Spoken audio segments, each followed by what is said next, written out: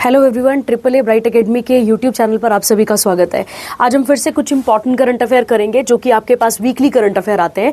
I hope आपने जो है वो पुरानी वाली वीडियो कवर कर ली होगी अपने पास। आज हम करेंगे 8 जुलाई से लेकर 14 जुलाई तक जो करंट अफेयर इंपॉर्टेंट है उसे कवर करेंगे और उसके साथ जो स्टैटिक ऐड होता होगा उसको भी ऐड करेंगे।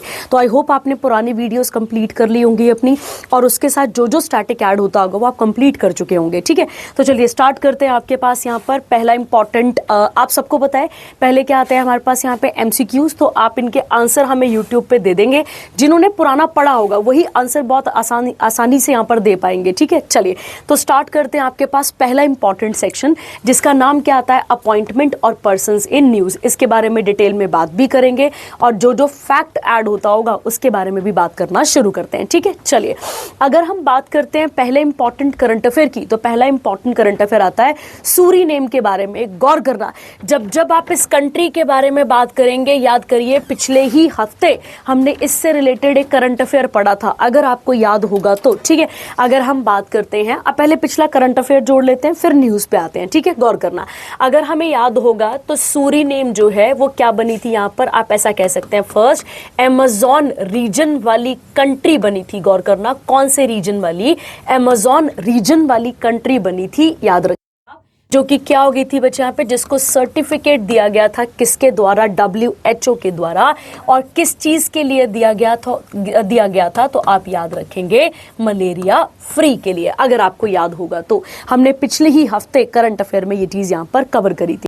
तो याद रखना, ये अमेज़न पहली कंट्री बनी थी, आप ऐसा कह सकते हैं, जो कि क्या बनी थी, यहाँ पर मलेरिया फ्री बनी थी। ठीक है, अब एक क्वेश्चन है दिमाग में, एक ये अमेज़न, ये कंट्री, सबके बारे में बात करेंगे और जो फैक्ट ऐड होंगे उसको यहाँ पर देखने की कोशिश करेंगे। ठीक है, चलिए तो पहले न्यूज पढ़ लेते हैं फिर स्टैटिक पे आते हैं। ठीक है, गौर करते हैं, कहता है नेशनल असेंबली जो कि कहाँ की है, सूरीनेम की, उन्होंने इलेक्ट करा है 71 ईयर्स ओल्ड डॉक्टर जेनिफर गर्लिंग्स को। याद रखना है साइमन। अब आप जेनिफर याद रख लीजिए, इतना काफी है आपके लिए। ठीक है, ये कौन है, एक फिजिशियन है और उसके अलावा फॉर्मर पार्लियामेंट्री स्पीकर है, as the first female president of Suriname. Most important current affair, क्योंकि हमारे पेपर में ऐसे छोटे छोटे क्वेश्चन बनते हैं कि इस फलानी कंट्री की पहली फीमेल कौन अपॉइंट हुई है, तो आप याद रखेंगे जेनिफर। ठीक है, ये आप यहां पर क्लियर रखेंगे। कहता है on a country on the north east coast of South America. तो बोलने का मतलब है जब हम बात करते हैं ऊपर कौन सी कॉन्टिनेंट आ जाता है, नॉर्थ अमेरिका, यहां पर कौन सा आता है आपके पास, साउथ अमेरिका, इस तरीके से। ठीक है, तो साउथ अमेरिका की अगर हम बात करते हैं तो साउथ अमेरिका का ये हो गया नॉर्थ, ये हो गया आपके पास ईस्ट, इधर कहीं पे ये कंट्री हमें देखने को मिलती है। क्लियर हो गया।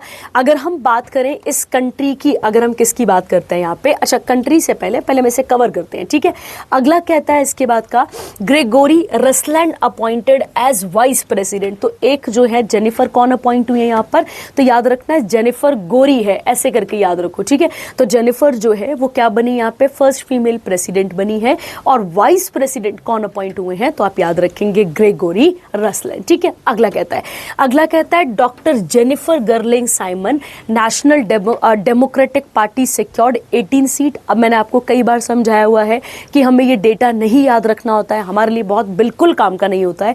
कहता है NDP had formed a coalition, जैसे हमारे देश में भी जब कोई सरकार पूर्ण बहुमत से नहीं जीती है तो क्या किया जाता है, गठबंधन की सरकार बनाई जाती है। ठीक, वहां पर हुआ होगा, एंड 5 अदर पार्टीज, ये हमारे इतने काम का नहीं है। ठीक है, क्लियर हो गया।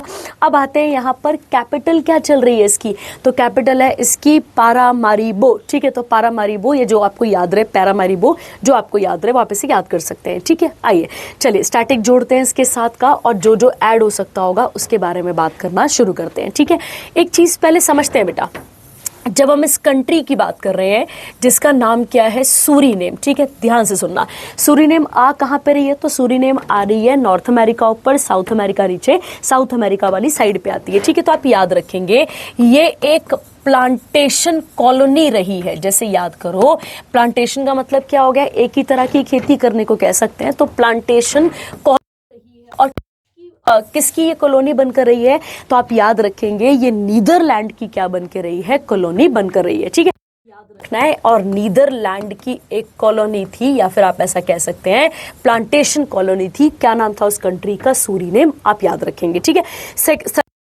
इसके साथ समझते हैं तो आज़ादी कब मिली है इनको? तो आज़ादी मिली थी 1975 में, ठीक है। तो 1975 में किससे आज़ादी मिली है इन्हें? तो आप याद रखेंगे नीदरलैंड से यहाँ पर इसको आज़ादी मिली है, ठीक है। अब एक क्वेश्चन और जोड़ते हैं, समझते हैं, ठीक है। गौर करना, सूरीनेम की अगर आप बात करें तो इसके आसपास बोलने का मतलब है इसके नॉर्थ पे एक वाटर बॉडी है बहुत बड़ी, जिसका नाम क्या आता है आपके पास यहाँ पे? Atlantic ocean. मैंने क्लास में मॉडर्न बताया है, इन जर्नल पता होना चाहिए कि अटलांटिक ओशन यहाँ नॉर्थ अमेरिका, साउथ अमेरिका, बीच में एक एस जैसा शेप पकड़ता है। कौन? हमारे पास अटलांटिक ओशन। तो कई बार क्वेश्चन आ जाता है कि इसका शेप कैसा है, तो आप याद रखेंगे इसका शेप एस जैसा हमें देखने को मिलता है, ठीक है। अब निकालते हैं, जो संडे को हिमाचल प्रदेश हाईकोर्ट का पेपर हुआ, वहां पे क्वेश्चन है, ठीक है। वहां पर क्वेश्चन है कि वर्ल्ड की, गौर करना, वर्ल्ड की लार्जेस्ट रिवर कौन है, ठीक है। अगर तो बेटा लॉन्गेस्ट पूछा होता तो लॉन्गेस्ट में क्या आंसर निकलना था आपके पास? Nile river. क्लासेस में आपको बताया हुआ है, ठीक है। पर जब हम बात करते हैं लार्जेस्ट की, तो लार्जेस्ट का मतलब हो गया कि हम किसकी बात कर रहे हैं? वॉल्यूम ऑफ वाटर की बात कर रहे हैं। तो इसका आंसर क्या था? अमेज़न। क्या नाम था इसका? तो आप याद रखेंगे अमेज़न रिवर, इसका आंसर आपके पास निकल कर आता है, ठीक है। अब एक फैक्ट और जोड़ते हैं और समझते हैं, गौर करना इस बात पे, ठीक है। बेटा अमेज़न रिवर तो लार्जेस्ट है, मतलब और लेंथ में भी अच्छी खासी है, ये बड़ी नदी है अपने पास, ठीक है। अपने पास बोलने का मतलब है कहाँ की बात कर रहे हैं हम बात कर रहे हैं साउथ अमेरिका की। तो इसके आसपास कुछ कंट्रीज का ग्रुप आ जाता है जिसे हम कहते हैं अमेज़न रीजन। तो मैंने अभी आपको थोड़ी देर पहले बोला था कि सूरीनेम जो है वो मलेरिया फ्री कंट्री हुई है। और कौन से रीजन की पहली मलेरिया फ्री कंट्री बनी है? तो मैंने अभी आपको थोड़ी देर पहले समझाया था, अमेज़न रीजन की, ठीक है। ये आप यहाँ पर क्लियर रखेंगे, ठीक है। अब एक क्वेश्चन बनता है आपके दिमाग में, और आना भी चाहिए, कि अमेज़न बेसिन हम कह किसको रहे हैं? तो गौर करेंगे, अमेज़न बेसिन किस नदी के आसपास का एरिया हो गया? अमेज़न रिवर के आसपास का एरिया हो गया। इसको हम यहाँ पर कवर करते हैं, ठीक है। अब इसमें कौन कौन सी कंट्रीज आती हैं? तो गौर करो, एक तो हम पढ़ ही रहे, एक कंट्री का नाम क्या आ गया? एक कंट्री का नाम तो हमने पढ़ लिया, क्या नाम आएगा इसका यहाँ पर? सूरीनेम। ये हमें क्लियर हो गया। अब इसके अलावा और भी बहुत सारी कंट्रीज हैं, जिसमें से एक नाम आपके पास आता है ग्युआना। क्या नाम आता है इसका? ग्युआना। उसके अलावा बोलीविया आप यहाँ पर नोट करेंगे। उसके बाद अगर हम गौर करते हैं ब्राज़ील, ठीक है। याद रखना है कौन कौन सा आया? सूरीनेम के बाद ग्युआना के बाद हमने क्या पढ़ा? बोलीविया के बाद हमने पढ़ा ब्राज़ील के बाद अगर हम बात करते हैं तो पेरू आ जाएगा, कोलंबिया आ जाएगा, हमारे पास यहाँ पे वेनेजुएला आ जाएगा। ये कंट्रीज किसकी ग्रुप बनती है बच्चे? तो आप गौर रखेंगे ये किसके आसपास की हैं? अमेज़न रिवर के आसपास आपको देखने को मिलती हैं। और उसके अलावा आप याद रखेंगे इक्वाडोर भी इसी का पार्ट बनती है, ठीक है। और याद रखना अमेज़न जो जंगल है, ठीक है, वहां पर आप ऐसा कह सकते हैं, वहां पर जो है वो अमेज़न रेन फॉरेस्ट या ट्रॉपिकल रेन फॉरेस्ट भी हमें देखने को मिलते हैं। क्या मिलते हैं हमें वहां पर? ट्रॉपिकल रेन फॉरेस्ट देखने को मिलते हैं, ठीक है। कौन से फॉरेस्ट होते हैं बच्चे? ट्रॉपिकल रीजन के रेन फॉरेस्ट, ठीक है। ट्रॉपिकल एरिया है तो टेम्परेचर भी ज्यादा होगा, तो प्रेसिपिटेशन भी ज्यादा होगी। तो आप याद रखेंगे ट्रॉपिकल रेन फॉरेस्ट हमें यहाँ पर देखने को मिलता है, ठीक है। ये आप यहाँ पर क्लियर रखेंगे, ठीक है। चलिए, तो ये हो गया किसके साथ हमारे पास? ये आ गया हम सूरीनेम के साथ यहाँ पर ऐड कर सकते हैं, ठीक है। चलिए अगले करंट अफेयर पे बढ़ते हैं और अगला क्या कहता है इसके बारे में समझते हैं। अगला आता है सीईओ बने हैं किसके बच्चे? आईसीसी के। गौर करना, किसके सीईओ बने हैं?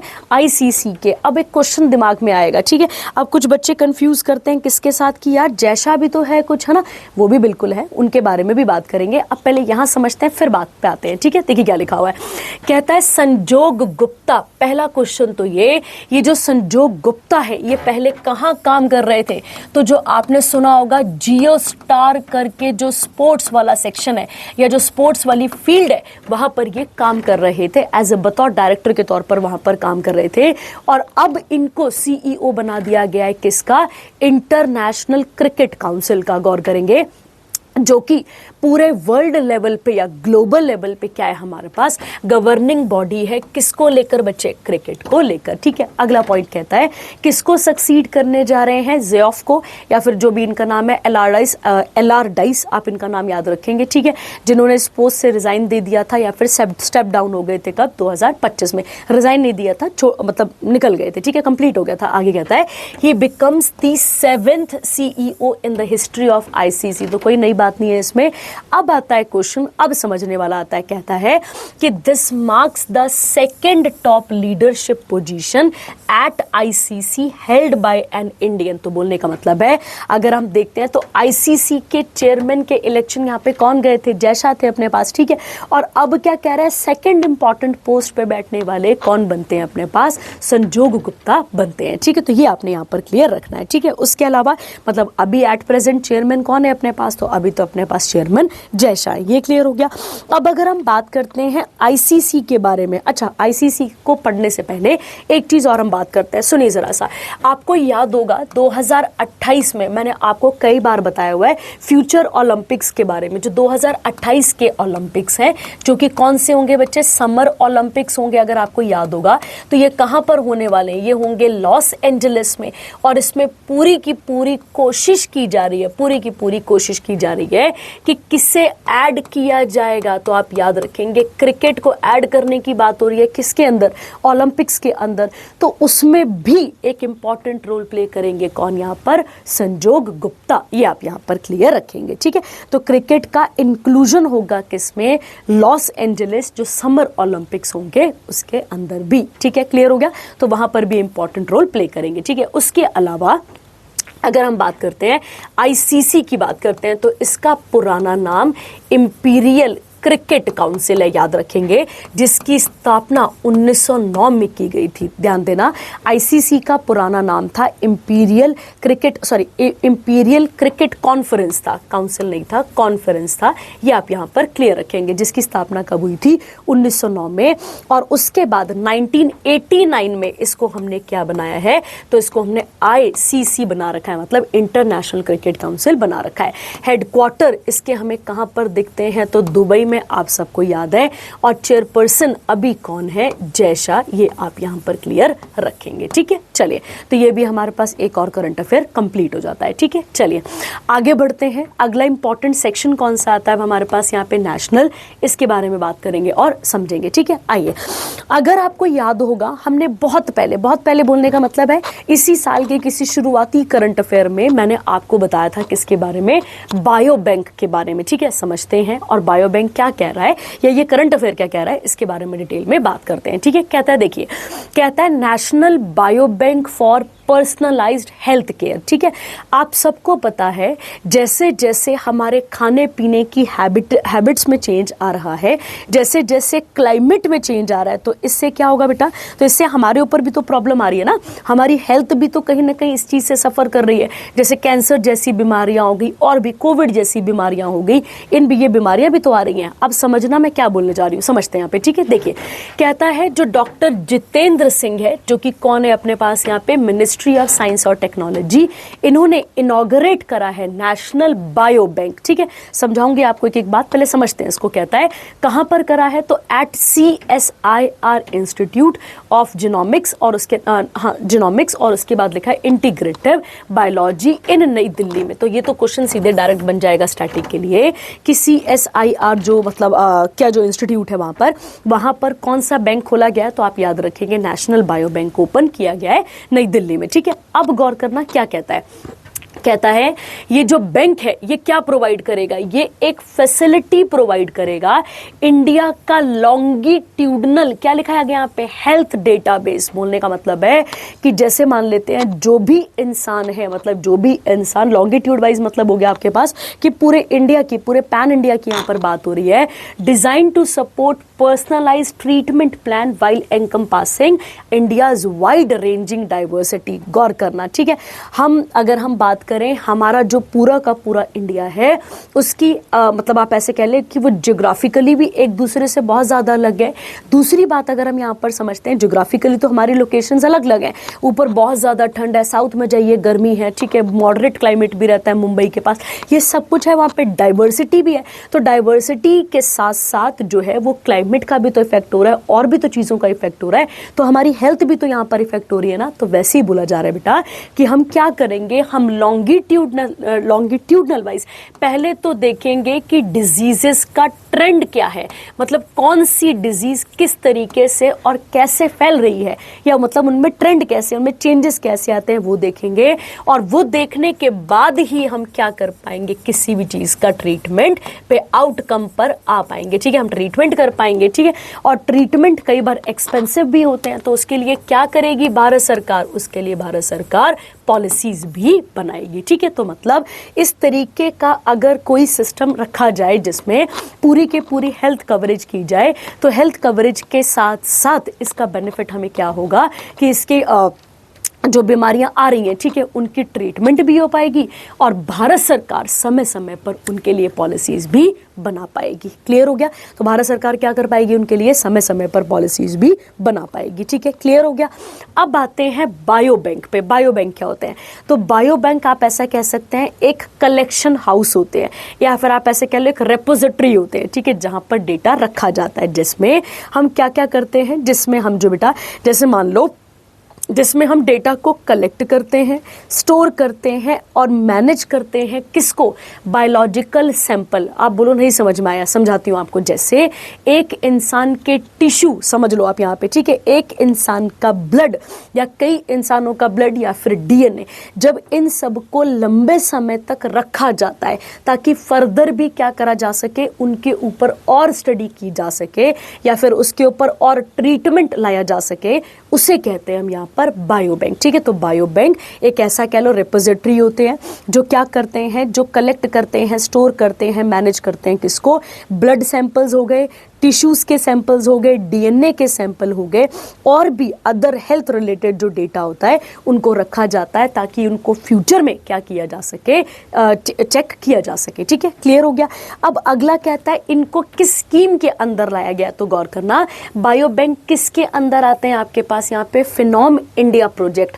अब एक क्वेश्चन बनेगा, फिनोम क्या हो गए, फिनोम हो गए जैसे मान लीजिए माता पिता से मिलने वाला जो इनहेरिटेंस होता है, मतलब माता पिता की तरह हमारी आंखें हो गई, ठीक है, हमारे माता पिता की तरह हमारे लिप्स, मतलब बोलने का मतलब है जो हम गेटअप और फीचर लेकर आते हैं अपने, वो किसकी वजह से आते हैं, जो जेनेटिक आ रहे हैं, उसी को आप क्या कहते हैं यहाँ पे, उसे हम फिनोम कहते हैं। क्लियर है। तो कहता है a long term study that will track the health trajectories of individual over several years, ठीक है। तो ये आपको यहाँ पर क्लियर रखना है, ठीक है, और याद रखना है इसको लॉन्च किया गया था पूरे के पूरे इंडिया में कब, सन 2023 में, ठीक है। और लॉन्च करने वाली बॉडी भी कौन रही है इसकी, तो CSIR, ये आप यहाँ पर क्लियर रखेंगे, ठीक है, क्लियर हो गया आपके पास। और ये क्या क्या प्रोवाइड करेगा, ये मैंने अभी आपको यहाँ पर क्लियर कर दिया, ठीक है। तो मतलब हर किसी की हेल्थ को ट्रैक करके एक रिजल्ट पे आने का काम करेगा ये सारा का सारा डेटा, ठीक है। और याद रखिए जब हम सस्टेनेबल डेवलपमेंट गोल की बात करते हैं तो आपको याद है गोल नंबर 3 किसके बारे में बात करता है, गुड हेल्थ एंड वेलबींग, ठीक है। तो अगर बेटा अगर हम लोगों को बचा ही नहीं पाए, ठीक है, और गौर करिए इंडिया में यूथ पॉपुलेशन भी तो बहुत है, तो उसको भी तो बचाना है भाई, क्योंकि वही तो आने वाले टाइम पर फ्यूचर है। क्योंकि जो उनसे छोटे हैं, जो 15 से नीचे हैं और जो कितने से ऊपर जा चुके हैं, 50 से ऊपर जा चुके हैं, तो आप वो किसके अंदर चले जाते हैं, वो डिपेंडेंट पॉपुलेशन के ऊपर चले जाते हैं, ठीक है। चलिए आगे बढ़ते हैं इसके साथ का अगला आता है it is expected to help scientist understanding the gene environment interaction, diseases pattern, treatment response, और फिर उसके बाद इंडियन पॉपुलेशन में जो जो चीजें हैं, ठीक है। चलिए आगे वाले आते हैं अगले वाले पे। अब मैं आपको बोलती हूँ कि हिमाचल प्रदेश पहला ऐसा राज्य बना है, ठीक है, ध्यान से समझना, हिमाचल प्रदेश पहला ऐसा राज्य बना है जो कि क्या करेगा, जैसे मान लीजिए कि अगर जैसे मैं हिमाचल से हूँ, ठीक है, अगर मुझे वहाँ पर राशन लेना होगा, तो पहले क्या होता था, पहले आपको फिंगरप्रिंट, तो बोलने का मतलब हो गया बायोमेट्रिक तरीके से आप क्या ले सकते थे, वहाँ पर राशन ले सकते थे।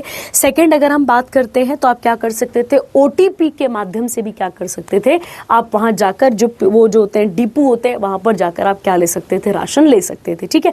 बट अब हिमाचल प्रदेश सरकार ने क्या करा है, अब पहले ये समझते हैं, ठीक है, पहले ये पढ़ना फिर आपको समझ में आ जाएगा। कहता है कि अनलाइक अर्लियर मेथड, पहले में क्या जाता था, ओटीपी जाते थे, मतलब अगर आपको राशन लेना है तो मैं आपका जो ऑथेंटिकेट नंबर मेरे पास है, मैं उसमें जो भी इंसर्ट करूंगी डेटा, फिर वो आपके पास एक ओटीपी जाएगा, आपको ओटीपी बताना पड़ेगा, ठीक है। उसके अलावा सेकंड प्रॉब्लम क्या आती है यहाँ पे, फिंगरप्रिंट की, ठीक है। फिंगरप्रिंट बोलने का मतलब हो गया, कई बार बेटा फिंगरप्रिंट मैच नहीं हो पाते हैं पूरे के पूरे, ठीक है। कई बार एसएमएस प्रॉपर नहीं जा पाता, तो आप क्या करते हैं, तो राशन वाले भी कहते हैं अरे आप लाइन पे मत खड़े रहिए, आप साइड हो जाइए, जब ओटीपी नंबर आ जाएगा आपके पास तब हमें बताना, तब तक बाकियों को राशन लेने दो। तो क्या होता है, लाइनें बहुत ज़्यादा लग जाती हैं और लोगों की भीड़ वहाँ पर ज़्यादा इकट्ठी हो जाती है। तो कहता है इसके बाद का the face authentication system uses a mobile camera to authenticate beneficiaries using their Aadhaar linked facial ID, ठीक है। अब समझते हैं न्यूज़ को, न्यूज़ क्या कहना चाहती है, ठीक है, समझते हैं। तो मतलब अगर हम बात करते हैं, अब हमें एक लंबी लाइन में नहीं लगना होगा, तो सबसे पहले लंबी लाइन से छुटकारा मिलता है। दूसरा छुटकारा मिलेगा किससे, ये जो हम प्रॉब्लम सुनते हैं कि आज सर्वर डाउन है, आज सर्वर डाउन है, ठीक है, एक इससे भी छुटकारा मिलेगा।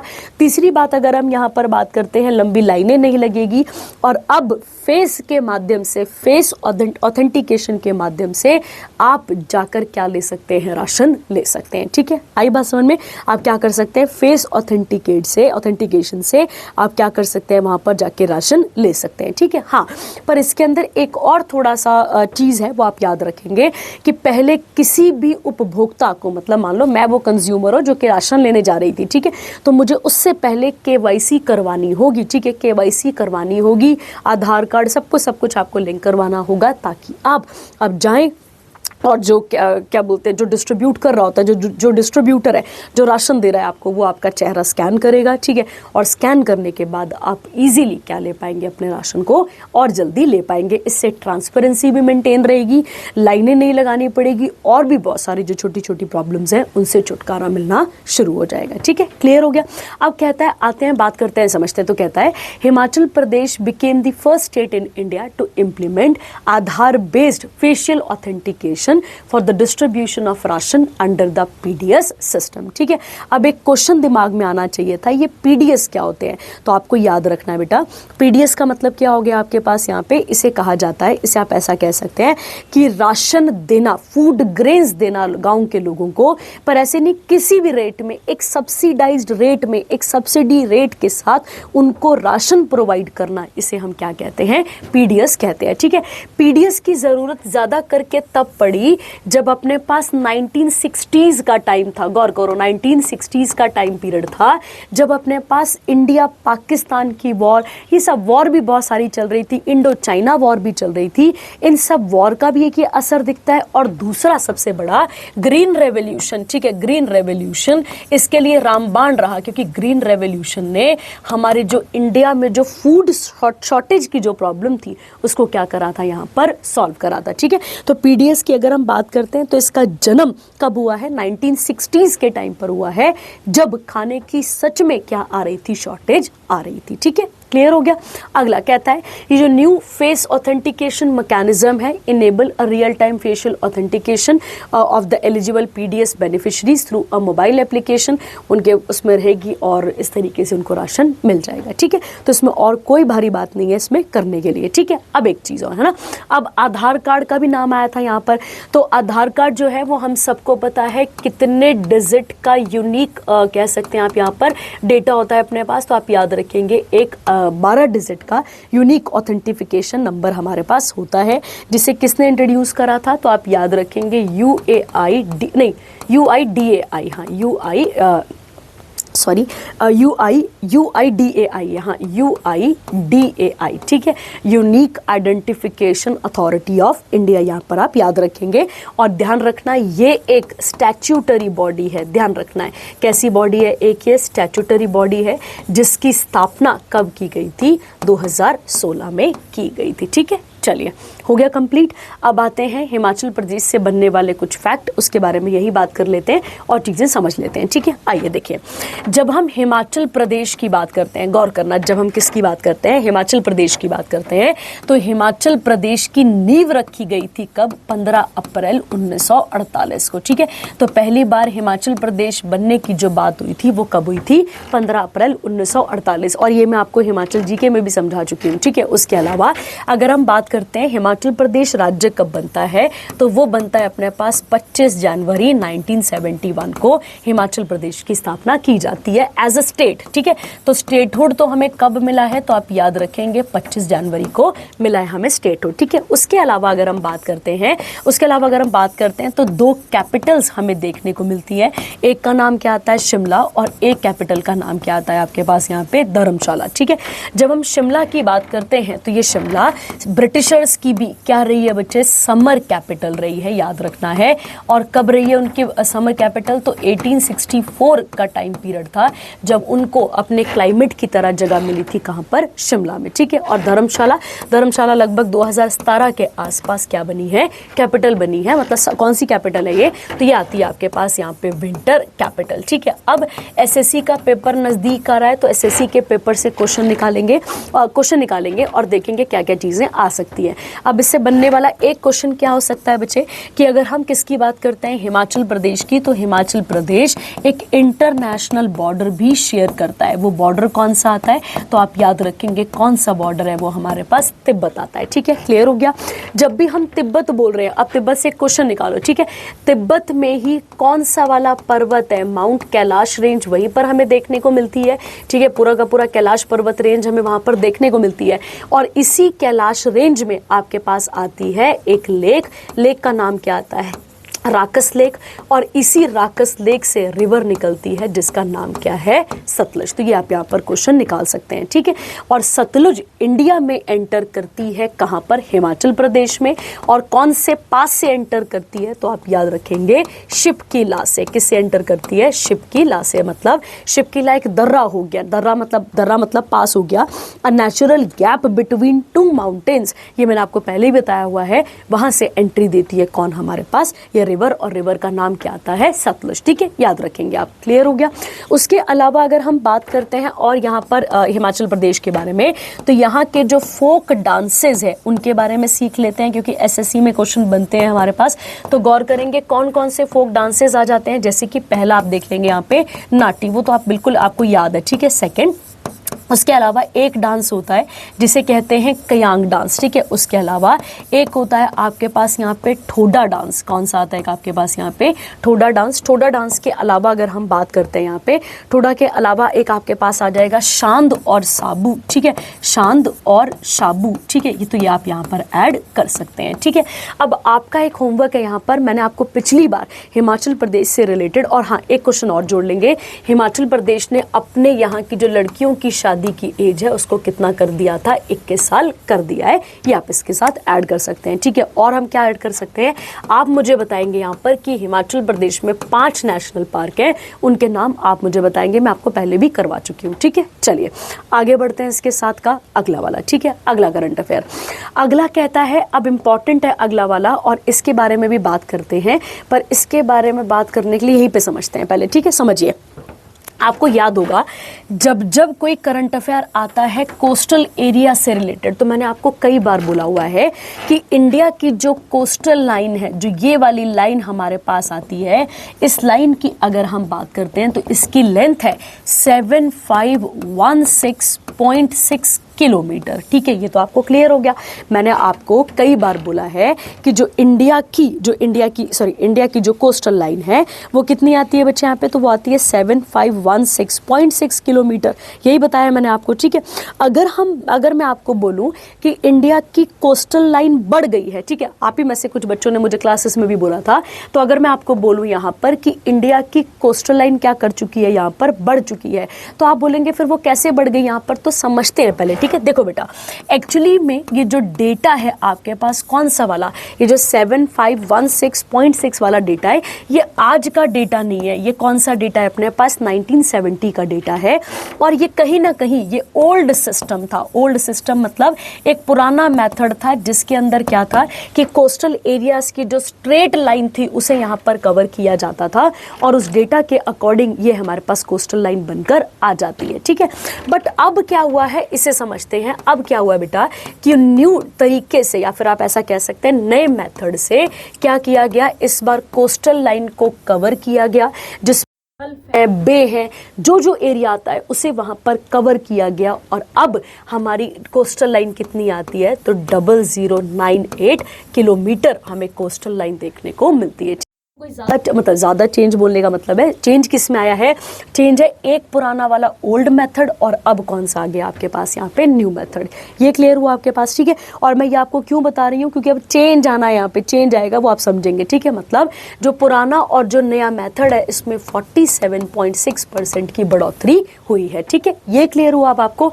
अब आते हैं न्यूज़ पे और न्यूज़ के साथ समझते हैं, ठीक है। गौर करते हैं, लिखा हुआ है गुजरात जो है वो पहला राज्य बनेगा। गौर करेंगे, गुजरात हैज़ बिकम, मतलब बन चुका है, गुजरात बन चुका है पहला राज्य इन इंडिया जिसने क्या अलाइन करा है, द क्रूज भारत मिशन। अब पहला क्वेश्चन, क्रूज का मतलब क्या होता है बेटा, तो जो समुद्र की यात्रा करना, समुद्र की जो यात्रा की जाती है उसे क्या कहा जाता है, उसे क्रूज कहा जाता है। और समुद्र की यात्रा, अब यात्रा ऐसे नहीं कि आप वहाँ पर पायलट हैं, आप कुछ हैं, उसकी बात नहीं हो रही है। क्रूज का मतलब हो गया यहाँ पर कि मैं और आप वहां पर घूमने के लिए जा रहे हैं, टूरिज्म पर्पस से जा रहे हैं, इसके बारे में यहां पर बात की गई है। तो कहता है क्रूज भारत मिशन एक फ्लैगशिप इनिशिएटिव है, किसका, मिनिस्ट्री ऑफ पोर्ट, शिपिंग और वाटरवे का। और याद होगा तो ये मिनिस्ट्री किसके पास आती है, ये आती है सर्बानंद, ठीक है, सर्बानंद सोनोवाल के पास ये मिनिस्ट्री आती है, ठीक है। ये क्लियर हो गया। कहता है and waterways aims to promote, अब आता है आपके पास एम्स टू प्रमोट, करना क्या है इससे, तो करना है कि हमें क्रूज टूरिज्म को क्या करना है, कंट्री के अंदर बढ़ाना है। क्लियर हो गया।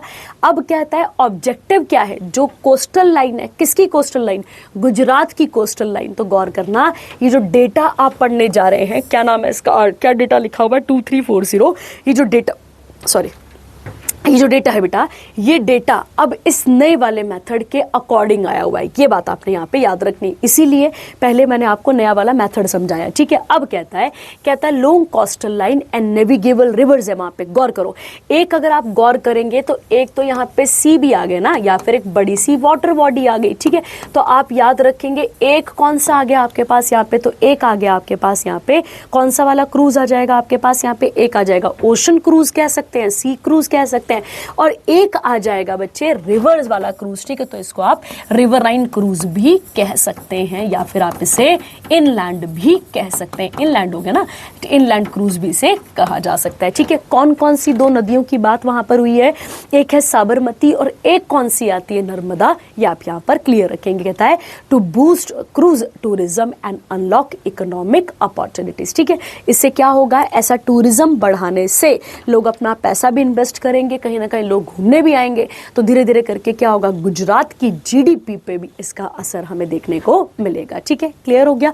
अब क्या कहता है समझते हैं। कहता है ये जो क्रूज भारत मिशन है, द मिनिस्ट्री ऑफ पोर्ट और शिपिंग की अगर हम बात करते हैं and waterways, launch the initiative in September 2024। और कहां से शुरू किया गया था, मुंबई पोर्ट। और मुंबई पोर्ट कहां पर आता है, महाराष्ट्र में आता है, ठीक है। क्लियर हो गया। तो ये आपने यहाँ पर क्लियर रखना है, ठीक है। और याद रखेंगे इसी के साथ आगे क्या बोला गया है, कहता है it will be implemented in 3 phases. तो इसकी शुरुआत कब हुई थी, 1 अक्टूबर 2024 से लेकर 31 मार्च 2029 तक। मतलब ये पूरा का पूरा जो इनिशिएटिव है ये कितने सालों के लिए चलाया जा रहा है, तो आप गौर रखेंगे कितने सालों के लिए है, 5 साल। ये आप यहाँ पर क्लियर रख सकते हैं, ठीक है।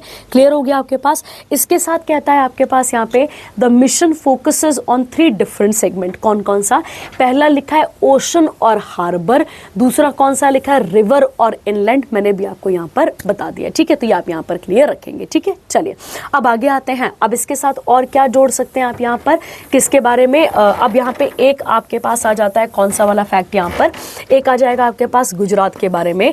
तो आपको याद होना चाहिए, और मैंने आपको क्लासेस में भी कई बार बताया हुआ है कि जब हम गुजरात की बात करते हैं तो गुजरात की स्थापना 1 मई 1960 को हुई थी। ये आप यहाँ पर क्लियर रखेंगे, ठीक है। किससे अलग होकर इसे बनाया गया था, तो बॉम्बे प्रोविंस से अलग होकर किसे बनाया गया था बच्चे, गुजरात को बनाया गया था, याद रखेंगे, ठीक है। गुजरात की राजधानी क्या आती है आपके पास यहाँ पर, तो आप सबको पता है गांधीनगर, ठीक है। ये आप यहाँ पर क्लियर रखेंगे। और इसी जगह पे कुछ दिग्गज फ्रीडम फाइटर्स का जन्म हुआ है, जिसमें से एक तो आ जाएंगे आपके पास महात्मा गांधी, एक नाम आप जोड़ेंगे यहाँ पर सरदार वल्लभ भाई पटेल का, ठीक है, सरदार वल्लभ भाई पटेल का, ठीक है। और जब जब सरदार वल्लभ भाई पटेल का नाम आ जाएगा तो आप याद रखेंगे स्टैच्यू ऑफ यूनिटी, क्या नाम आता है, स्टैच्यू ऑफ यूनिटी, ये आप यहाँ पर क्लियर रखेंगे। और ये जो स्टैच्यू ऑफ यूनिटी है ये भी किस रिवर के ऊपर है, तो आप याद रखेंगे ये किसके ऊपर आती है, नर्मदा नदी के ऊपर आती है, ठीक है। अब एक क्वेश्चन में कल पेपर किसी का सॉल्व करवा रही थी, वहां पर क्वेश्चन था, वहां पे गौर करेंगे, और वहां पे ये था कि इंडिया के फर्स्ट डिप्यूटी पीएम, कई बार बताया मैंने आपको, ठीक है, फर्स्ट डिप्यूटी पीएम कौन थे, तो वो भी आप याद रखेंगे सरदार वल्लभ भाई पटेल, ठीक है। इनको इंडिया का बिस्मार्क भी कहते हैं, इंडियाज बिस्मार्क भी कहा जाता है। इसके अलावा इन्हीं को हम क्या कहते हैं, आयरन मैन भी कहते हैं। और इन्हीं को हम फादर ऑफ किस नाम से जानते हैं, father of civil services, sorry father of modern आएगा बेटा, है ना, एक मिनट, ओहो, यहाँ तो बिस्मार्क कर दूं पहले मैं, ठीक है। और आयरन मैन आप लिख लेना, इसके साथ मैं लिख दिया यहाँ पर। और इन्हें father of modern civil services भी कहा जाता है, ठीक है, ये आप इसके साथ जोड़ सकते हैं, ठीक है। चलिए आगे बढ़ते हैं। अच्छा, नेशनल पार्क आप मुझे बताएंगे, क्योंकि मैंने आपको करवाए हुए हैं, बार बार करवाए हुए हैं, ठीक है। नेशनल पार्क आप बताएंगे मुझे। चलिए अगला आता है आपके पास कौन सा, मुख्यमंत्री सेहत योजना इन पंजाब, ठीक है। मेरा पहला क्वेश्चन, क्या पंजाब के अंदर इससे पहले कोई स्कीम नहीं थी, क्या पंजाब के अंदर इससे पहले मतलब कोई ऐसा मेथड नहीं था, या कोई कुछ नहीं था, या कोई हेल्थ बेनिफिशियल कोई स्कीम नहीं थी। तो अब आते हैं टॉपिक पे भी, पहले समझते हैं फिर हम अपने न्यूज़ पे आते हैं, ठीक है, गौर करना। कहता है इससे पहले भी एक स्कीम चल रही थी यहाँ पर, जिसका नाम क्या आता है, एक तो भारत सरकार की स्कीम चल रही थी जिसका नाम क्या था, आयुष्मान भारत स्कीम, क्या नाम है इसका, आयुष्मान भारत स्कीम, जिसको चलाया गया था 23 सितंबर, आप यहाँ जोड़ सकते हैं इसको, ये कौन सी आती है आपके पास, हाँ 23 सितंबर 2018 को इस स्कीम को यहाँ पर चलाया गया था। और यही क्वेश्चन अभी एचएस के पेपर में भी आया हुआ था, ठीक है, गौर करो। और दूसरी थी बच्चे पंजाब मुख्यमंत्री या मुख्यमंत्री सर्वत सेहत बीमा योजना, याद रखना। तो ऑलरेडी पंजाब में 2 स्कीम्स चल रही थी। तो पहली कौन सी वाली थी, गौर करना, पहली वाली का नाम था आपके पास यहाँ पर, पहले तो चलो पूरे पैन इंडिया में ही चल रही थी ना यार, आयुष्मान भारत स्कीम। और दूसरी कौन सी थी, तो पंजाब मुख्यमंत्री सर्वत सेहत बीमा योजना। इस स्कीम, इन दोनों स्कीम की अगर हम कवरेज की बात करते हैं तो कवरेज कितना था इन दोनों का, 5 लाख तक का हेल्थ कवरेज था, जो कि ठीक भी था अगर हम बात करते हैं यहाँ पर। और इसके साथ साथ क्या था बेटा, और इसमें बहुत सारी रिस्ट्रिक्शंस भी थी, ठीक है, मतलब ये नहीं हो सकता, वो नहीं हो सकता, इस तरीके से रिस्ट्रिक्शंस भी थी। अब इन सब रिस्ट्रिक्शंस को हटाकर क्या किया गया है, एक प्रॉपर तरीके से स्कीम लाई गई है दोबारा से, और इसके बारे में यहाँ पर बात हम करने जा रहे हैं, ठीक है, गौर करते हैं। कहता है भगवंत मान जो कि सीएम है कहाँ के, पंजाब के, उन्होंने मुख्यमंत्री सेहत योजना को यहाँ पर लागू किया है।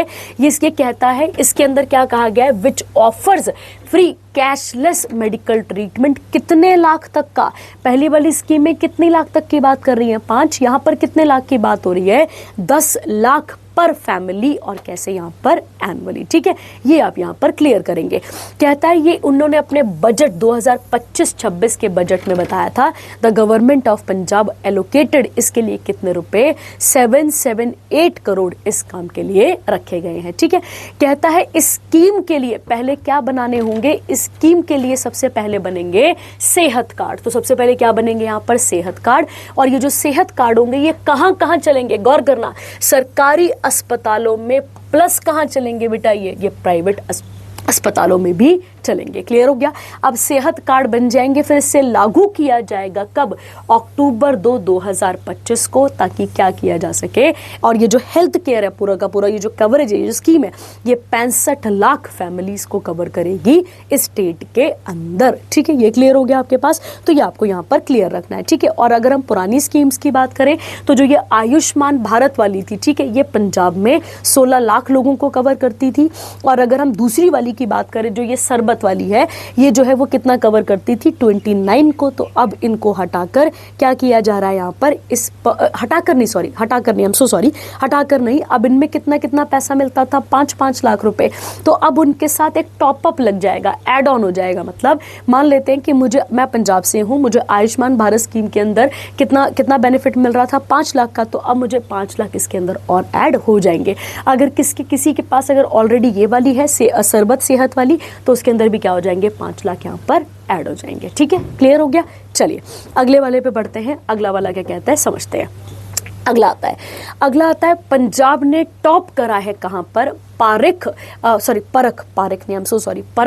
राष्ट्रीय सर्वेक्षण 2024। ठीक है, इसके बारे में भी बात करेंगे और एक एक चीज को यहाँ पर क्लियर करेंगे। ठीक है, क्या कहना चाहता है समझते हैं। ठीक है, आइए देखिए बेटा, सबसे पहला तो क्वेश्चन ये बनता है कि परख क्या है। सबसे पहले तो ये समझो, तो परख का फुल फॉर्म है, अच्छा लाइन से पढ़ते हैं, कहता है मिनिस्ट्री ऑफ एजुकेशन। किसके पास है ministry of education? Dharmendra Pradhan के पास है। कौन सी वाली मिनिस्ट्री? तो आप याद रखेंगे मिनिस्ट्री ऑफ एजुकेशन किसके पास है? यहाँ पर धर्मेंद्र प्रधान के साथ यहाँ पर आपके पास ये जुड़ती है। ठीक है, तो पहले तो यही हो गया धर्मेंद्र प्रधान वाला। ठीक है, दूसरा क्वेश्चन क्या बनता है? एजुकेशन कौन से लिस्ट के अंदर आता है? कई बार आपको क्लासेस में कराया हुआ है, ये किस लिस्ट के अंदर गिरता है? तो ये गिरता है कॉन्करेंट लिस्ट के अंदर। ये भी क्लियर हो गया। कहता है परख का फुल फॉर्म है performance assessment review and analysis of knowledge for holistic, क्या लिखा है आगे यहाँ पर? डेवलपमेंट। राष्ट्रीय सर्वेक्षण 2024 जो कि क्या करेगा? एक कॉम्प्रिहेंसिव, मतलब एक डिटेल्ड लर्निंग असेसमेंट के बारे में बताएगा। तुम बोलोगे समझ में नहीं आया, प्रॉपर तरीके से समझाते हैं, चलिए समझते हैं। ठीक है, देखिए एक्चुअली में ये जो परख है बेटा, या फिर आप इसको ऐसा कह सकते हैं, परख राष्ट्रीय सर्वेक्षण है, ये एक nation wide sample based assessment है। मतलब पूरी की पूरी कंट्री के अंदर क्या किया जाएगा? सैंपल लिए जाएंगे और सैंपल के बेसिस पे क्या दिया जाएगा? असेसमेंट यहाँ पर किया जाएगा। कहता है जिसको करवाने के लिए मदद कौन कर रहा है? इसको करवाने के लिए मदद कर रहा है डिपार्टमेंट ऑफ स्कूल एजुकेशन और लिटरेसी, इसकी मदद कर रहे हैं। ठीक है, इसका मेन एम क्या रहेगा? तो इसका मेन एम रहेगा कि देश के अंदर जितने भी स्कूल है, देश के अंदर जितने भी स्कूल हैं, उनकी एफिशिएंसी क्या है, वो क्या इफेक्टिव भी है, क्या वो इफेक्टिव पढ़ा भी रहे हैं? तो ये सारी इंफॉर्मेशन को हमें यहाँ पर बताएगा। ठीक है, इसके साथ साथ बच्चों का जो लर्निंग लेवल है उसको भी यहाँ पर क्या किया जाएगा? चेक किया जाएगा। और अगर लर्निंग लेवल में कोई गड़बड़ है तो उस गैप को भी डायग्नोस करके, मतलब पहले बीमारी पता लगेगी तभी इलाज होएगा ना, तो फिर यहाँ पर हम कर पाएंगे। ठीक है, ये 3 लेवल पे काम करेगी बेटा, एक नेशनल लेवल पे, एक स्टेट लेवल पे और एक डिस्ट्रिक्ट लेवल पे। ठीक है, और अगर ये सब पूरा सक्सेसफुल हो जाता है तो फिर हम एक क्वालिटी एजुकेशन के ऊपर फोकस कर सकते हैं। क्लियर हो गया। और याद रखना, ये सर्वे किया गया था 4 दिसंबर 2024 को, जिसके अंदर 36 स्टेट और यूटी दोनों को मिलाकर 36 जगहों से डेटा इकट्ठा किया गया था। बहुत सारे स्टूडेंट थे, 21.1 लाख स्टूडेंट्स को यहाँ पर कवर किया गया था। अब एक क्वेश्चन है यहाँ पर, कौन सी क्लासेस की बच्चों की बात हो रही है यहाँ पर? तो गौर करोगे तो तीसरी क्लास, गौर करो 6वीं क्लास, और एक कौन सी आती है? 9वीं क्लास। ठीक है, तो गौर करना कौन कौन सी आती है आपके पास यहाँ पे। तो पहली वाली का नाम क्या है? 3rd class. सेकंड कौन सी आती है? 6th class. और फिर कौन सी आती है आपके पास यहाँ पे? 9th class. ठीक है, जिसको हम आप ऐसे कह सकते हैं, एक सबसे पहली जो है वो तो फाउंडेशनल है ना, 3rd क्लास तो फाउंडेशनल है, 6th वाली प्रिपरेटरी है, समझ में आता है कि अच्छा ये चल रहा है, और जो 9th वाली है बेटा वो तो फाउंडेशनल, सॉरी वो आपके पास क्या आ जाएगी? मिडिल स्टेज आ जाएगी, क्योंकि इसके बाद तो पूरा करियर चेंज हो जाता है ना बच्चे का, तो यहाँ पर इन तीनों क्लासेस का पूरा असेसमेंट किया गया है। ठीक है, कहता है इस असेसमेंट को कंडक्ट कराने के लिए एनसीईआरटी एक बॉडी यहाँ पर रही है, जिसको मिनिस्ट्री ऑफ एजुकेशन ने ये काम दे रखा था। ठीक है, अगला कहता है परख राष्ट्रीय सर्वेक्षण, इसका पुराना नाम नेशनल अचीवमेंट सर्वे था। अब आ रही है बात समझ में, अचीवमेंट मतलब स्कूलों की एफिशिएंसी, स्कूल कितनी एजुकेशन प्रोवाइड कर पाए, कितना अचीव कर पाए हैं लिटरेसी को लेकर, इसके बारे में यहाँ पर बात की जा रही है। ठीक है, तो ये आपको बता दिया कितने डिस्ट्रिक्ट्स हैं, कितना क्या क्या है, ये इसके साथ आता है। ठीक है, अब गौर करो। ठीक है, अब यहाँ पर गौर करो, मतलब 3 क्लासेस की बात हो रही है। एक कौन सा है, क्लास 3, एक कौन सी आती है आपके पास यहाँ पे क्लास 6, और एक कौन सी आती है आपके पास यहाँ पे क्लास 9। ठीक है, गौर करना, इन तीनों में टॉप करने वाली स्टेट कौन सी निकली है, तो इन तीनों में टॉप करने वाली स्टेट पंजाब निकली है। ये आपको यहाँ पर समझना है। ठीक है, ऐसे नहीं कि किसी एक पर्टिकुलर चीज में, इन तीनों में अगर हम बात करते हैं इसके बारे में यहाँ पर बोला गया है। ठीक है, तो आई होप आपको पहले ये समझ में आया होगा। ठीक है, याद रखेंगे। और जब हम एनसीईआरटी की बात करते हैं तो एनसीईआरटी की स्थापना 1961 में हुई थी। हेडक्वार्टर इसके नई दिल्ली में आपको देखने को यहाँ पर मिलते हैं। ठीक है, तो आप इसके साथ जोड़ लेंगे। ठीक है, चलिए आगे आता है अगला वाला पहले समझते हैं फिर आते हैं कि क्या बोला जा रहा है। ठीक है, पहली लाइन पढ़ते हैं। पहली लाइन कहती है बेटा यहाँ पे ई नाम प्लेटफॉर्म या ई नाम प्लेटफॉर्म। ठीक है, पहले इसको समझना जरूरी है। ठीक है, और लिखा है मिनिस्ट्री ऑफ एग्रीकल्चर और फार्मर वेलफेयर। कौन है अभी अपने पास, तो उनका नाम आएगा शिवराज सिंह चौहान। ठीक है, सबको पता होगा बेटा, बताया हुआ है आपको कई बारी। ठीक है, शिवराज सिंह चौहान उनका नाम आपके पास आता है। ठीक है, गौर करना मैं क्या बोलने जा रही हूँ। ठीक है, समझते हैं, इजी भाषा में समझेंगे और क्लियर रखेंगे। ठीक है, ये जो बेटा ई नाम पोर्टल है, पहला क्वेश्चन। ठीक है, जो ये ई नाम पोर्टल है, इसे लाया गया था बेटा 14 अप्रैल, ध्यान से सुनना, 2018 को इसे इंट्रोड्यूस किया गया था। मैं रिपीट कर रही हूँ, 2018 नहीं, 2016 को इसे क्या किया गया था, इंट्रोड्यूस किया गया था। ठीक है, क्या काम था इसका, तो समझाती हूँ आपको, समझते हैं आप। ठीक है, इसका मेन एम ये था बेटा, अगर हम बात करते हैं, इसका मेन एम था, ऐसा कह लो कि पूरे के पूरे इंडिया में जितनी भी सब्जी मंडियां हैं, गौर करना, पूरे के पूरे इंडिया में जितनी भी सब्जी मंडियां हैं उनको इकट्ठा करना, उनको one nation one market policy के अंदर लेकर आना, वन नेशन और वन मार्केट पॉलिसी के अंदर लेकर आना। ठीक है, आई बात समझ में, तो वन मार्केट और वन नेशन और वन मार्केट पॉलिसी के अंदर उनको लेकर आना था। ठीक है, कहता है मतलब इससे क्या फायदा होगा, तो इसमें जो फार्मर है वो सब्जी मंडी ना जाकर, ना मतलब वहां ना पहुंचकर डायरेक्टली ऑनलाइन अपने सामान को क्या कर सकता है, यहाँ पर बेच सकता था। ठीक है, अब क्या होता था, कई बार जब वो सब्जी मंडी पहुंचता था तो क्या प्रॉब्लम आती थी, उसको लोकल बायर्स को ही सामान देना पड़ता था, और जितनी वो बोली बोलते थे, जितना वो सामान बोलते थे उतना होता था। पर अब क्या होगा, अब वो पूरे के पूरे इंडिया से कनेक्टिव है, और कनेक्टेड होने के साथ साथ क्या कर सकता है, कोई भी बायर पूरे इंडिया के अंदर कोई भी बायर उसके सामान को यहाँ पर परचेज कर सकता है। ठीक है, अब आइए समझते हैं क्या लिखा हुआ है। कहता है यहाँ पे electronic national agriculture market to enhance market access, तो मार्केट का एक्सेस बढ़ाना है, एक अच्छा प्राइस बताना है यहाँ पर, और किसकी हालत को ठीक करना है, जो फार्मर है उसकी इकोनॉमिक और वेलबींग की तरफ भी जोर देना है। ठीक है, कहता है अब समझो बेटा, इसके अंदर टोटल आइटम्स कितनी हो चुकी है, मतलब अगर हमें एक्सेस करना है, मान लो मैं किसान हूँ, आप बायर हैं। ठीक है, तो जब मैं आपको सामान बेच रही हूँ तो कितनी कमोडिटीज है उसमें, तो कितनी है आपके पास यहाँ पे 238, और अभी कुछ और ऐड हुई है, मतलब 238 इनको मिलाकर ही हुई है। तो गौर करते हैं, कहता है पहला आता है आपके पास शुगर केन, उसके बाद है मार्चा राइस, याद रखेंगे बिहार का, उसके बाद है कटरानी राइस, ये भी कहाँ का आता है, बिहार का, फिर जरदालू मैंगो, ठीक है, ये कहाँ का है, इसको तो जीआई टैग भी मिला हुआ है, शाही लीची, ये भी, इसको भी क्या मिला हुआ है, जीआई टैग, उसके बाद है माघी पान, ये कहाँ का आता है आपके पास, बिहार, बनारसी पान कहाँ का आ गया आपके पास, यूपी। इन सब आइटम्स को भी किसके अंदर ऐड कर दिया गया है, इस ऑनलाइन या डिजिटलाइजेशन एग्रीकल्चर के अंदर ऐड कर दिया गया है, ये आपको यहाँ पर समझना था। ठीक है, क्लियर हो गया। अब यहाँ तक आई थिंक आपको ये बात समझ में आई होगी आपको। अब क्या कहता है इसके बारे में और बात करते हैं। ठीक है, कहता है ये जो ई नाम पोर्टल है, मैंने आपको बता दिया 14 अप्रैल 2016 को इसको लाया गया था। अगर हम इसकी बात करते हैं तो ये डिजिटल ट्रेडिंग प्लेटफॉर्म है, जिसमें क्या करना है, जो एग्रीकल्चर मार्केट है उसे क्या करना है, यहाँ पर जोड़ के रखना है, मतलब उसको उसका एक्सेस सब तक पहुंचाना है यहाँ पर, ये इसका काम था। तो कहता है it enable transparent technology driven trading by facilitating online bidding, मतलब बोल ही सकते हैं, फिर आप अपना प्राइस वगैरह वगैरह बता सकते हैं। ठीक है, कहता है अब गौर करो, अब इसको करने के लिए जो ये मिनिस्ट्री ऑफ अपने पास कौन सी एग्रीकल्चर है, इसने क्या कर रखा है, स्मॉल फार्मर, गौर करेंगे, small farmer agri business consortium भी बना रखा है, जो कि इसके लिए मेन काम करता है NAM के लिए। NAM मतलब ENAM प्लेटफॉर्म के लिए। ठीक है, चलिए हो गया क्वेश्चन एक और अपने पास। चलिए अगले वाले पे बढ़ते हैं, अगले सेक्शन पे आते हैं। क्या कहता है अगला सेक्शन? अगला सेक्शन आता है आपके पास कौन सा वाला, यहाँ पे इंटरनेशनल, और इसको पढ़कर भी देखते हैं क्या क्या चीजें जुड़ती हैं। ठीक है, आइए सबसे पहला most important current affair NDB वाला। ठीक है, याद करिए कुछ, NDB एक बैंक है, किन कंट्रीज का बैंक है, अगर आपको याद होगा तो जो ब्रिक्स नेशंस हैं उनका एक्चुअली में एक बैंक है जिसका नाम क्या आता है, NDB। ये आप यहाँ पर याद रखेंगे, बताया हुआ है आपको पहले भी। ठीक है, कब बना था तो आपको याद होगा, मैंने आपको बताया हुआ था 2015 में ये बना था। इसका हेडक्वार्टर शंघाई चाइना में हमें देखने को मिलता है, ये आप यहाँ पर क्लियर रखेंगे।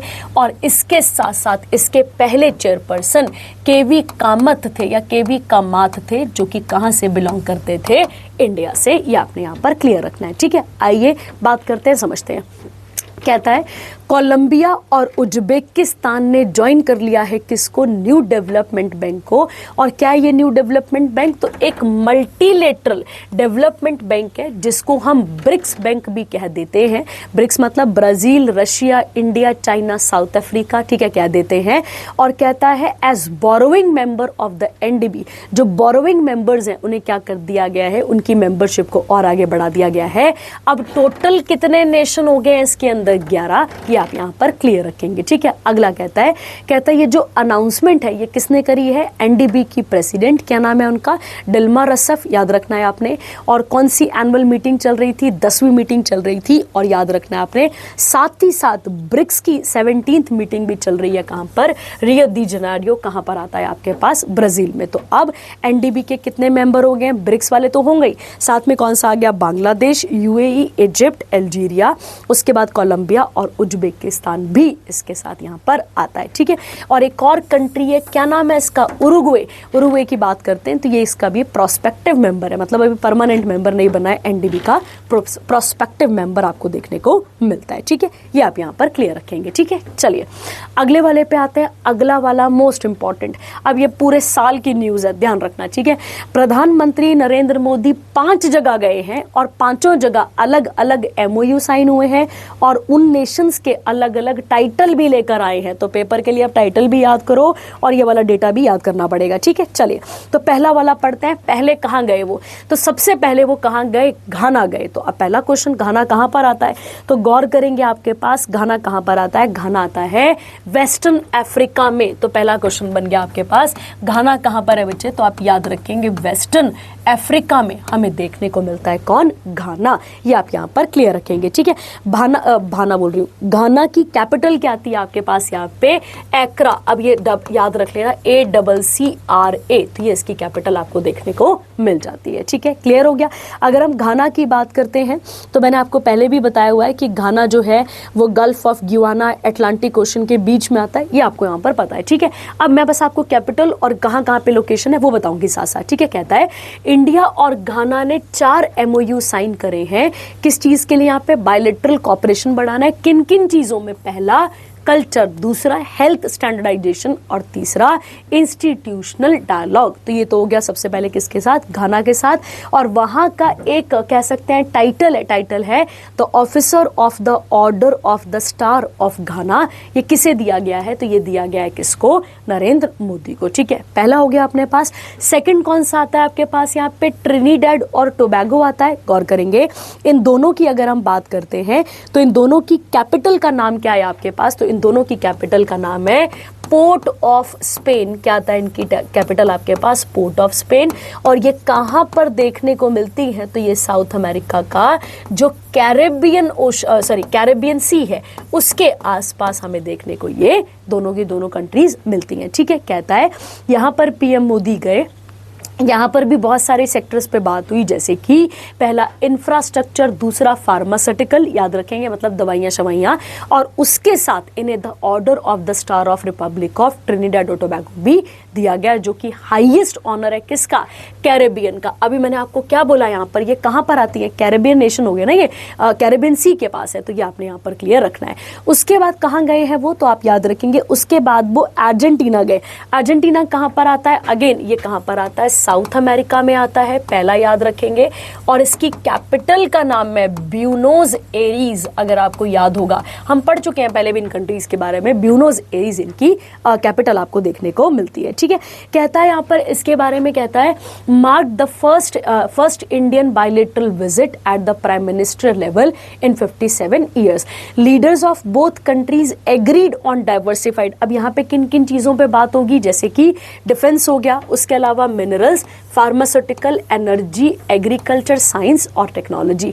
और किसी ने, अगर मैंने आपको पहले बहुत पहले बताया होगा, मैंने आपको बताया था लिथियम के बारे में, गौर करना लिथियम के बारे में, तो मैंने कहा था लिथियम मिलता है एबीसी में। एबीसी मतलब अर्जेंटीना, बोलीविया, और क्या बताया था मैंने आपको? चाइल या फिर चिली मैंने आपको बताया था। तो गौर करो लिथियम, और यहाँ पे क्या लिखा हुआ है? मिनरल। और याद करिए लिथियम को व्हाइट गोल्ड भी कहा जाता है। क्या कहते हैं इसको? हम व्हाइट गोल्ड भी कहते हैं। क्लियर हो गया। उसके अलावा अगर हम बात करें, अर्जेंटीना में एक ग्रासलैंड है जिसका नाम क्या है? पेम्पाज। आपको सर ने ज्योग्राफी के लेक्चर में बताया होगा। ठीक है, अगला। उसके बाद वहां पर key to the city of Buenos Aires, ये इनको वहां पे टाइटल दिया गया। ठीक है, उसके बाद फिर कहां गए ये? ब्राजील गए। ब्राजील कहां पर आएगा आपके पास? साउथ अमेरिका में आ जाएगा। और कैपिटल क्या है ब्राजील की? तो आप याद रखेंगे ब्रासिलिया, इनकी कैपिटल आपको यहां पर देखने को मिलती है। ठीक है, ये आप इसके साथ ऐड करेंगे। और आपको पता है वहां पर क्या अटेंड करने गए थे? 17th ब्रिक्स समिट, और उसके साथ साथ यहां पर ये भी हुआ। ठीक है, उसके साथ साथ कहता है leaders of both countries target to increase. हम अपना ट्रेड उनके साथ और स्ट्रॉन्ग करने जा रहे हैं। अभी कितना है? 1.2 बिलियन का। कितना करना है इसको? 20 बिलियन। आने वाले कितने सालों में? तो आने वाले 5 सालों के बीच में। ठीक है, तो ये था आपके पास यहाँ पर एक और इम्पॉर्टेंट करंट अफेयर। ठीक है, चलिए। अच्छा, इसके साथ एक और कंट्री में भी तो गए हैं, ये तो 4 ही महीना भी, एक रह गई। अब अगले वाले पे आते हैं। फिर वहां से भी टाइटल ले आए, कोई दिक्कत नहीं है। ठीक है, उसके साथ फिर वहां पर MOU साइन हुए, ब्रिक्स अटेंड करी, उसके साथ साथ एग्रीकल्चर, एनर्जी, रिन्यूएबल एनर्जी, ये सब चीजें भी वहां पर हुई। और उसके बाद फिर कहाँ पहुंचे हैं? नामीबिया में। कहाँ पर पहुंचे हैं अब पहुंचे हैं नामीबिया में। नामीबिया भी कहाँ पर आती है? अफ्रीका में। ये आप यहाँ पर क्लियर रखेंगे। ठीक है, ये भी कहाँ पर आती है? अफ्रीका में। और याद करिए इसकी कैपिटल का नाम है विंड हॉक, अगर आपको याद होगा। ठीक है, तो आप यहाँ पर याद रखेंगे। ठीक है, और वहां पर भी, हाँ, यहाँ पर भी MOU साइन कर आए। किस किस चीज को लेकर? एनर्जी और हेल्थ केयर को लेकर, और वहां से भी टाइटल लेकर आया। तो ठीक है, तो अब आपको ये सारा पढ़ना ही पड़ेगा, और इसकी एक लिस्ट बना लो और याद रखो। ठीक है, चलिए आगे बढ़ते हैं, अगला वाला। ठीक है, 17th ब्रिक्स सबको पता है कहां पर हो रही है? ब्राजील में। गए थे वहां पे नरेंद्र मोदी, तो वहां के साथ साथ क्या क्या चीजें हुई हैं वो अब आप यहाँ पर पढ़ने जा रहे हैं। ठीक है, क्या कहता है समझते हैं। कहता है यहाँ पर ये जो ब्रिक्स है सबको पता है, 17th ब्रिक्स ब्राजील में होनी थी, थीम आपको बताई हुई है। ठीक है, समिट कौन होस्ट कर रहे थे, ये हम बार बार डिस्कस कर चुके हैं। अब यहाँ पे क्या बातें निकली, क्या आउटकम आया है जब मोदी वहां पर गए, वो देखना है हमें। तो कहता है ब्रिक्स लीडर्स ने फुली सपोर्ट करा है कि इंडिया होस्ट करेगा कौन सी वाली मीटिंग? अब 33rd COP को क्या करेगा? होस्ट करेगा, याद रखना है। और ये COP 33rd किसके साथ होगी? तो United nation framework convention on climate change. तो यहाँ मोदी जी ने ये भी एड्रेस करते हुए बताया कि क्लाइमेट चेंज केवल हमारा इंडिया का ही प्रॉब्लम नहीं है, ये पूरे के पूरे किसका प्रॉब्लम है? पूरे के पूरे वर्ल्ड का प्रॉब्लम है, ठीक है, पूरे वर्ल्ड का ही नहीं, पूरी अर्थ की प्रॉब्लम है ये। तो इसे हमें यहाँ पर क्या करना होगा, टैकल करना होगा, सॉल्व करना होगा। और इसकी जिम्मेदारी किसके पास आई है, भारत के पास आई हुई है, ठीक है। अगला कहता है women empowerment vertical of the New Delhi based BRICS chamber जो है, जो कॉमर्स और इंडस्ट्री का, याद करो प्रियंका नाम की एक लेडी थी जो अपॉइंट हुई थी, पढ़ा था आपने ये वाला। कहता है लॉन्च वी वाइस, यहाँ पे क्या एक इनोवेशन लाया गया है, वी वाइस, जिसका फुल फॉर्म आएगा वुमेन इन इनोवेशन, साइंस और एंटरप्रेन्योरशिप, ये भी यहाँ पर बात की गई है।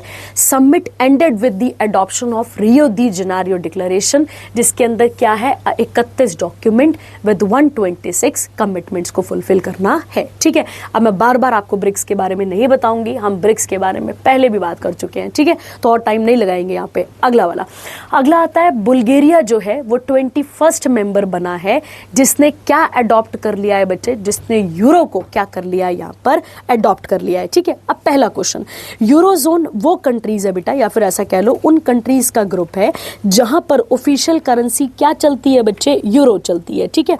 अब ये कैसे हुआ, क्या हुआ, तो गौर करना। कहता है यहां पर, यहां समझो पहले, ठीक है, यूरो मतलब यूरो को अगर ज्वाइन करना है तो उसके लिए एक ट्रीटी है जिसका नाम आता है मास्ट्रिस्ट ट्रीटी भी कहते हैं इसे, ये मास्ट्रिस्ट ट्रीटी कहते हैं, जो कि 1992 में आई थी, जिसका एक अपना पूरा क्राइटेरिया है ज्वाइन करने के लिए, ठीक है। तो हमें क्राइटेरिया तो नहीं याद रखना, पर हमें ट्रीटी पता होनी चाहिए किसके साथ है। तो कहता है European union minister granted final approval किसको, बुल्गारिया को, जिसने क्या अडॉप्ट कर लिया है, यूरो को यहाँ पर अडॉप्ट कर लिया है। और ऐसा करने वाली ये कौन से नंबर की कंट्री बनी है, 21st, ठीक है। और 20th कौन थी, तो याद रखना 28 थी क्रोएशिया, ये आप यहाँ पर क्लियर रखेंगे, ठीक है। तो अभी तक बुल्गारिया की करेंसी थी लीव या ल्यू, आप जैसे याद रखना चाहें। अब इसे हटाकर क्या चलेगी वहां पर, यूरो। और कब शुरू होगी ये, तो जनवरी 1 2026 को, ठीक है।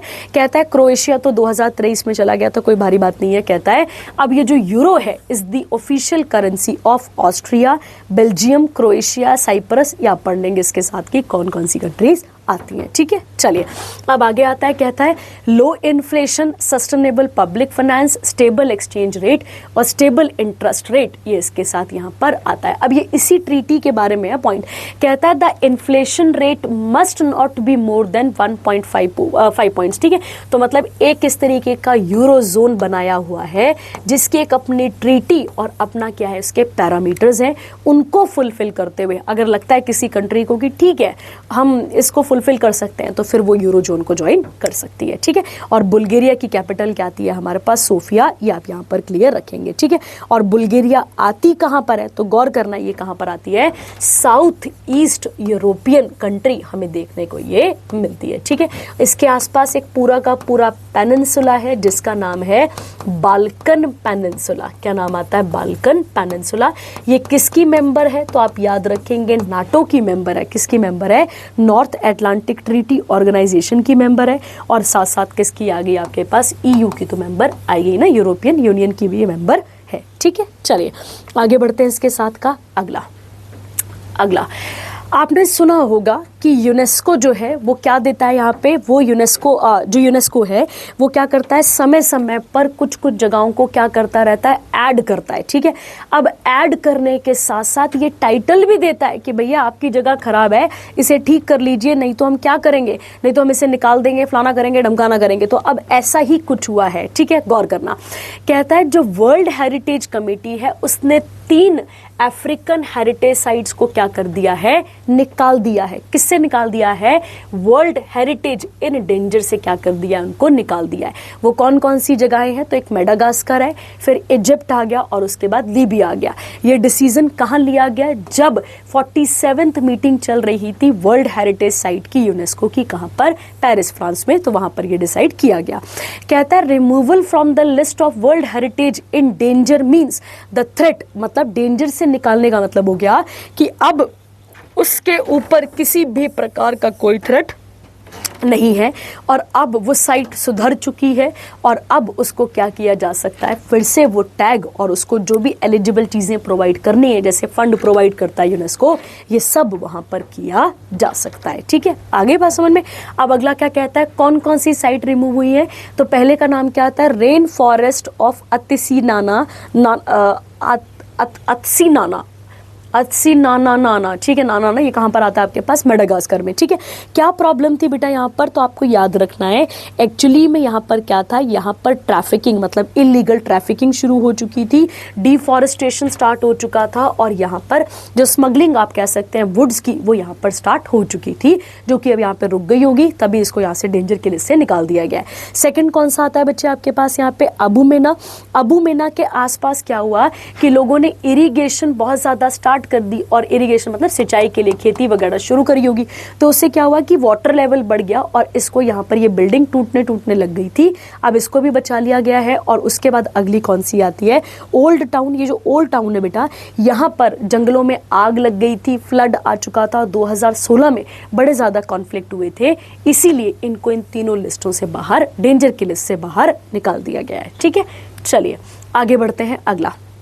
अगला कौन सा सेक्शन आता है आपके पास, यहाँ पे इंडेक्स और रैंकिंग की बात करना शुरू करते हैं, ठीक है। आइए नीति आयोग पे, याद करिए नीति आयोग बना है 1 जनवरी 2015 को। इसके चेयरपर्सन कौन होते हैं, याद करिए, इसके चेयरपर्सन कौन होते हैं, हमारे प्रधानमंत्री नरेंद्र मोदी होते हैं, ठीक है।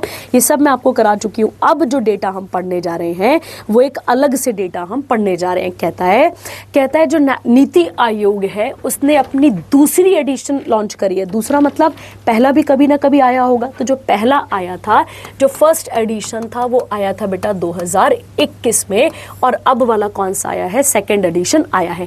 ये सेकंड एडिशन किसे कवर करता है, तो गौर करेंगे, ये करता है नॉर्थ ईस्टर्न रीजन को। गौर करेंगे, इंडिया का कौन सा वाला हिस्सा, ये नॉर्थ ईस्ट वाले की यहाँ पर बात हो रही है। और यहाँ पर क्या चेक होगा इनका, सस्टेनेबल डेवलपमेंट इंडेक्स। कुछ याद होगा, the term sustainable development was given by Brundtland commission, कराया हुआ है आपको इन देयर रिपोर्ट, और रिपोर्ट का नाम था आवर कॉमन फ्यूचर। ये मैं आपको बता चुकी हूँ, 1987 वाला, ठीक है। अब एक चीज समझो पहले, ठीक है, समझना और क्लियर करना। अगर समझना, क्योंकि समझने वाला ये सारा, ठीक है। जब हम बात करते हैं सस्टेनेबल डेवलपमेंट गोल्स की, हम इंडिया के बारे में, पहले हम पूरे वर्ल्ड की बात करते हैं। वर्ल्ड में कितने सस्टेनेबल डेवलपमेंट गोल्स हैं, याद करो, 17 हैं, ठीक है। पर जब हम सस्टेनेबल डेवलपमेंट गोल की इंडिया में बात करते हैं, तो इंडिया में सस्टेनेबल डेवलपमेंट गोल्स कितने हैं बच्चे, 16 हैं। कितने हैं अपने पास, 16 हैं। ये आपने यहाँ पर क्लियर रखना है। समझो, इंडिया में कितने हैं, इंडिया में भी 17 ही है बेटा। इंडिया के, समझो, ऐसे समझाती हूँ मैं आपको कि हाँ, सस्टेनेबल डेवलपमेंट गोल्स पूरे के पूरे वर्ल्ड में कितने हैं, 17 ही है, ठीक है। पर हमारी एक बॉडी है जो SDG को देखती है, उसने एक बना रखा है, उसके लिए एक बॉडी है, बॉडी का नाम क्या है, नीति आयोग। तो नीति आयोग ने क्या करा है, उन 17 के 17 गोल्स को तो देखा ही हुआ है, पर उन 17 गोल्स के अंदर एक गोल को यहाँ पर माइनस करके रखा हुआ है, और वो है गोल नंबर, कौन सा वाला, वो है गोल नंबर 14। ये आप यहाँ पर याद रखेंगे। और गोल नंबर 14 है लाइफ बिलो वाटर। क्या नाम आता है इसका, यहाँ पर लाइफ बिलो वाटर, ठीक है। क्यों, क्योंकि हमारे पास तो कुछ ही कोस्टल स्टेट्स है ना यार, ठीक है। तो यहाँ पर इस तरीके से इस वाले गोल को नीति आयोग नहीं देखता है।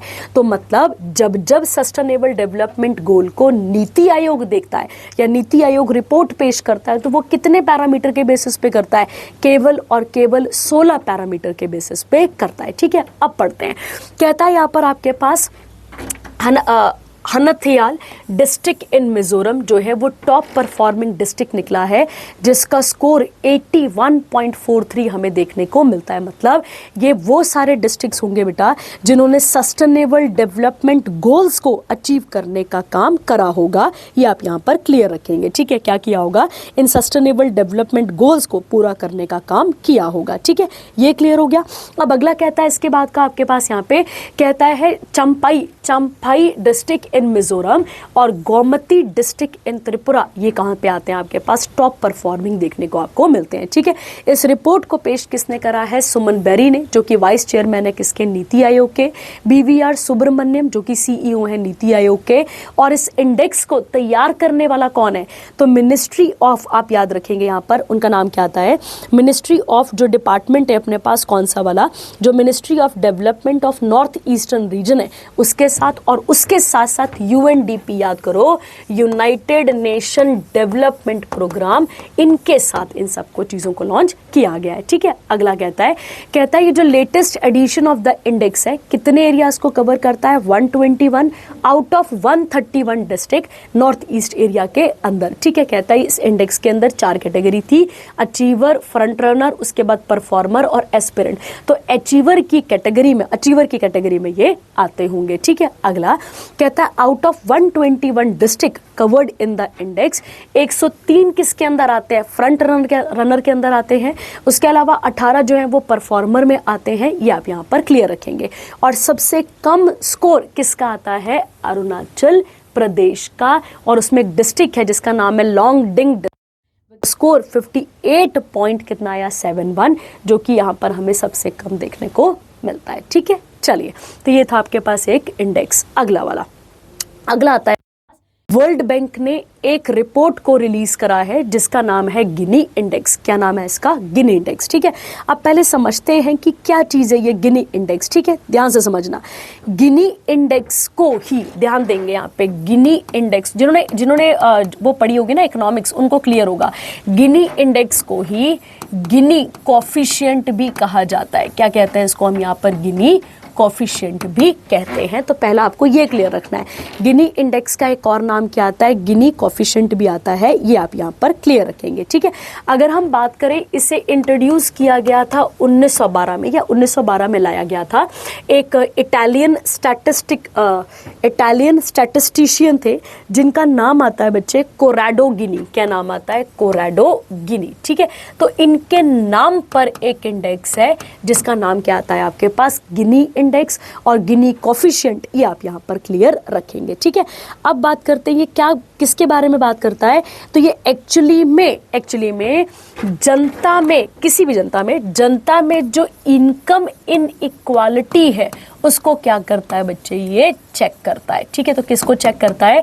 जो लोगों के बीच में क्या है, इनकम इनइक्वालिटी है, उसको यहाँ पर क्या करता है? चेक करता है। ठीक है, और चेक करने के लिए एक कर्व का यूज किया जाता है जिसका नाम है लॉरेंज कर्व। क्या नाम आता है उसका? लॉरेंज कर्व, ये आप यहाँ पर याद रखेंगे। ठीक है, अब समझो, मतलब इस तरीके से एक कर्व बनता है, और मतलब अगर हम बात करें तो ये टूल हो गया ना, गिनी कॉफिशिएंट एक टूल हो गया जो इनइक्वालिटी को चेक करता है। किस किस मैटर में? इनकम में, और किस में चेक करता है बेटा? इनकम किसकी?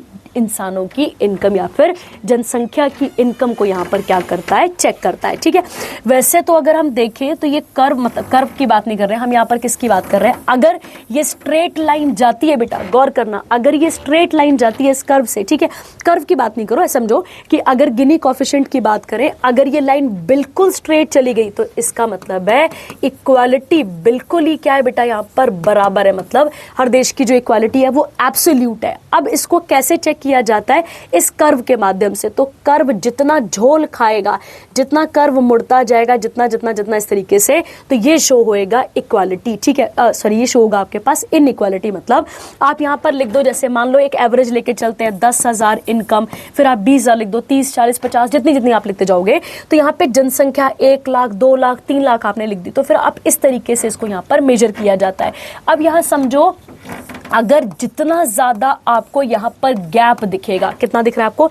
जितना ज्यादा आपको गैप दिखेगा, मतलब जितना कर्व झोल खा रहा है, उतनी ही ज्यादा इनइक्वालिटी देश के अंदर है।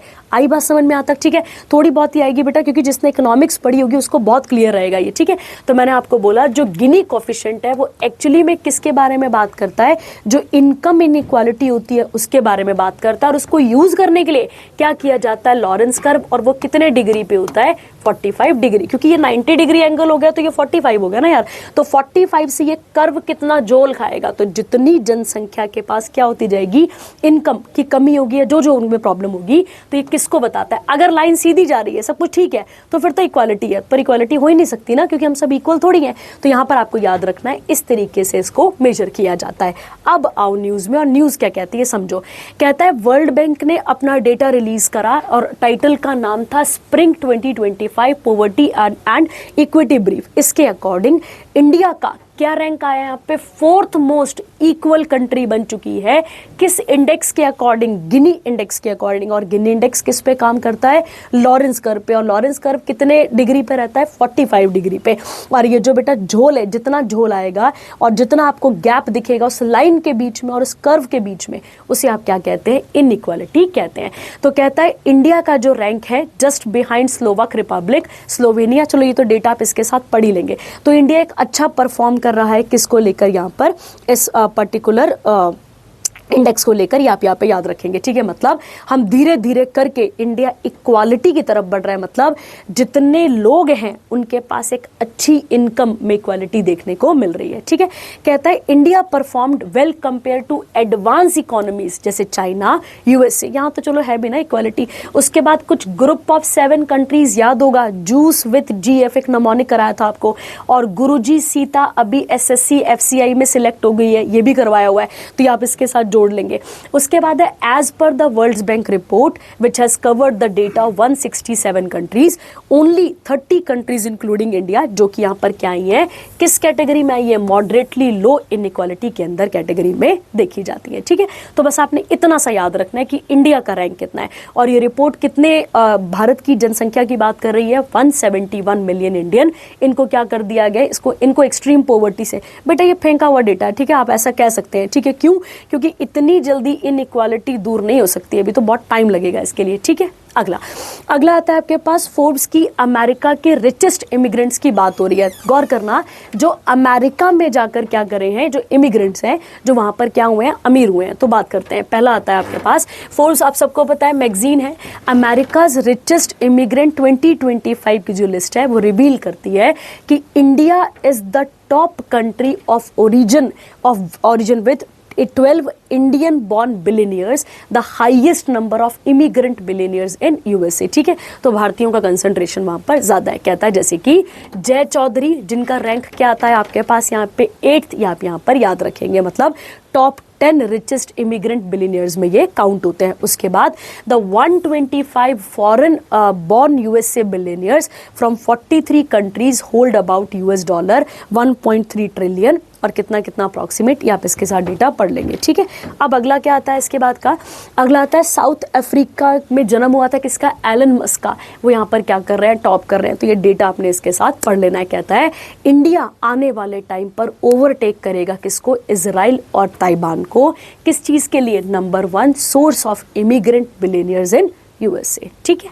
चलो अब ये इतना काम का तो नहीं है पर पढ़ लेंगे एक बारी, ठीक है। अगला आता है ट्रैवल और टूरिज्म जो काउंसिल है उसकी एक रिपोर्ट हमारे पास आई है। अब हम इस रिपोर्ट को यहाँ पर पढ़ने जा रहे हैं, ठीक है। गौर करते हैं इस रिपोर्ट पे भी और पढ़ लेते हैं, जो डेटा होगा उसके साथ ऐड कर लेते हैं, जो नहीं समझ मतलब क्लियर करते हैं इसको, ठीक है। आइए बात करते हैं। कहता है वर्ल्ड का ट्रैवल और टूरिज्म जो काउंसिल है उसने कोलैबोरेट करा किसके साथ, ऑक्सफोर्ड इकोनॉमिक्स के साथ, और एक रिपोर्ट को पेश करा जिसके अंदर टॉप 10 ग्लोबल टूरिज्म इकोनॉमीज की यहाँ पर बात हो रही है। इसमें इंडिया का रैंक कितना है, तो इंडिया का रैंक है यहाँ पर climb to the 8th position. किस कैटेगरी में, ट्रैवल और टूरिज्म सेक्टर को लेकर, ठीक है। उसके बाद यूएसए तो टॉप कर रहा है, उसके बाद चाइना है, उसके बाद कौन सा आता है, जर्मनी। ये आप इसके साथ कवर करेंगे, ठीक है। डेटा नहीं पूछेगा कभी आपसे बेटा, तो इतना खजल नहीं होना इसमें, ठीक है। चलिए अगला सेक्शन कौन सा आता है, अवार्ड्स एंड ऑनर्स। इसके बारे में बात करते हैं, समझते हैं।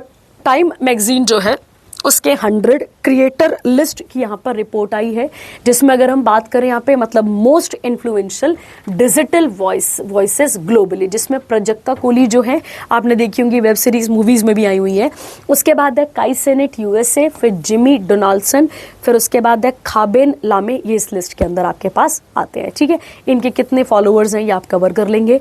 और इसके अंदर 3 लिस्ट होती हैं आपके पास यहाँ पे, लीडर, एंटरटेनर, फिनोमेना, और उसके बाद है कैटलिस्ट, ठीक है। चलो अगले वाले पे, अगला आता है आपके पास यहाँ पे डिफेंस और मिलिट्री एक्सरसाइजेस। ठीक है, आइए, कहता है इंडिजीनियस मतलब मेक इन इंडिया, इंडिया में बनी हुई एंटी सबमरीन रॉकेट, क्या नाम है इसका, एरासर, क्या नाम है इसका यहाँ पर, एरासर। ठीक है, आपको पता है बेटा कि चाइना जो है वो अपनी सी सुप्रीमेसी को बढ़ाता जा रहा है। ठीक है, और उसने बोला है, चाइना ने बोला है कि 2049 तक तो हम क्या हो जाएंगे यहाँ पर भाई, पूरे के पूरे सी में सुप्रीमेसी कर लेंगे। ठीक है, और साथ ही साथ इंडिया क्या बन रहा है, इंडिया भाई डेवलप नेशन बनने की भी तैयारी कर रहा है, और साथ ही साथ हम नेवी में भी सेल्फ रिलायंट होने की बात कर रहे हैं। बोलने का मतलब हो गया, पहले हम बहुत सारी चीजें कहां से परचेज कर रहे थे, यहां पर रशिया से, अब हम रशिया से टेक्नोलॉजी जरूर ले रहे हैं, ठीक है, पर बना उसको खुद रहे हैं, ये आपको यहां पर क्लियर रखना है। तो क्या है, अब ये ERASR है क्या,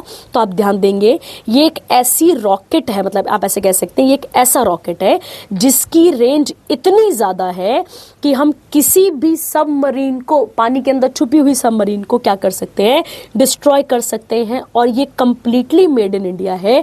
इसे लॉन्च किया गया कौन सी वाली शिप से, तो आप याद रखेंगे INS कावारती से इसको क्या किया गया, लॉन्च किया गया। ठीक है, फिर मैंने आपको बता दिया इंडिजीनियस, कहता है it is launch from the indigenous. ये जो रॉकेट लॉन्चर आपको दिख रहा है ये भी किसका है भैया, तो ये भी इंडिया का ही खुद बनाया हुआ आपको देखने को मिलता है। ठीक है, कहता है ट्विन रॉकेट मोटर है इसके अंदर, गौर करना क्या लिखा है वहां पर, ट्विन रॉकेट मोटर है। इसका मतलब है शॉर्ट रेंज और लॉन्ग रेंज जो अंडर वाटर टारगेट है उन दोनों को खत्म करने की बात ये करता है। ठीक है, इसके साथ अगला कहता है जो सिस्टम है, मैंने फिर आपको बता दिया इंडिजीनियसली डेवलप है, और इसमें एक इलेक्ट्रॉनिक टाइम फ्यूज है, टाइमर के साथ ये काम करेगा। कहता है इसे डिजाइन और डेवलप किसने करा है, आर्मामेंट रिसर्च और डेवलपमेंट एस्टेब्लिशमेंट ने। ये लेबोरेटरी है DRDO की, किसके अंदर, मिनिस्ट्री ऑफ डिफेंस के अंदर। ठीक है, और DRDO एक डेवलपमेंट विंग है, आप सबको पता है, जिसके चेयरमैन है समीर V कमात, और इसकी स्थापना कब हुई थी, 1958 में। ठीक है, तो याद रखना है ERASR क्या है, रॉकेट टेक्नोलॉजी आपको देखने को मिलती है। ठीक है, चलिए आगे बढ़ते हैं। इसके साथ का अगला वाला आता है बेटा, अगली वाली कहती है इंडिया की पहली डेवलप्ड डाइविंग सपोर्ट वेसल, जिसका नाम क्या है, INS निस्तार। निस्तार एक संस्कृत वर्ड है, गौर करना, निस्तार एक संस्कृत वर्ड है जिसका मतलब होता है, आप ऐसा कह सकते हैं, रेस्क्यू करना। मतलब अंडर द सी हम क्या कर पाएंगे, बहुत सारे ऑपरेशंस यहाँ पर कर पाएंगे। तो ये रेस्क्यू के लिए बनाई गई है, समझते हैं। Hindustan shipyard limited Indian defence public sector undertaking, जो मिनिस्ट्री ऑफ डिफेंस के अंदर काम करती है, इसने डिलीवर करा है इंडियन नेवल शिप निस्तार को। ये पहली इंडिजीनियसली डिजाइंड और क्या है, बिल्ट डाइविंग सपोर्ट वेसल है, जो किसे दी गई है, इंडियन नेवी को। कहां पर, विशाखापट्टनम, आंध्र प्रदेश में। ठीक है, माना जाता है कि ये अंडर सी, डीप सी डाइविंग और रेस्क्यू ऑपरेशन तक कराएगी। कितने मीटर लॉन्ग है, तो 118, कितना टन का ये वेसल यहाँ पर इक्विप्ड हो सकता है, तो ये आप इसके साथ यहाँ पर पढ़ लेंगे। ठीक है, तो ध्यान रखना ये किसके लिए आई है, ये एक्चुअली में रेस्क्यू पर्पस के लिए इसको यहाँ पर बनाया गया है। ठीक है, ये आप यहाँ पर क्लियर रखेंगे।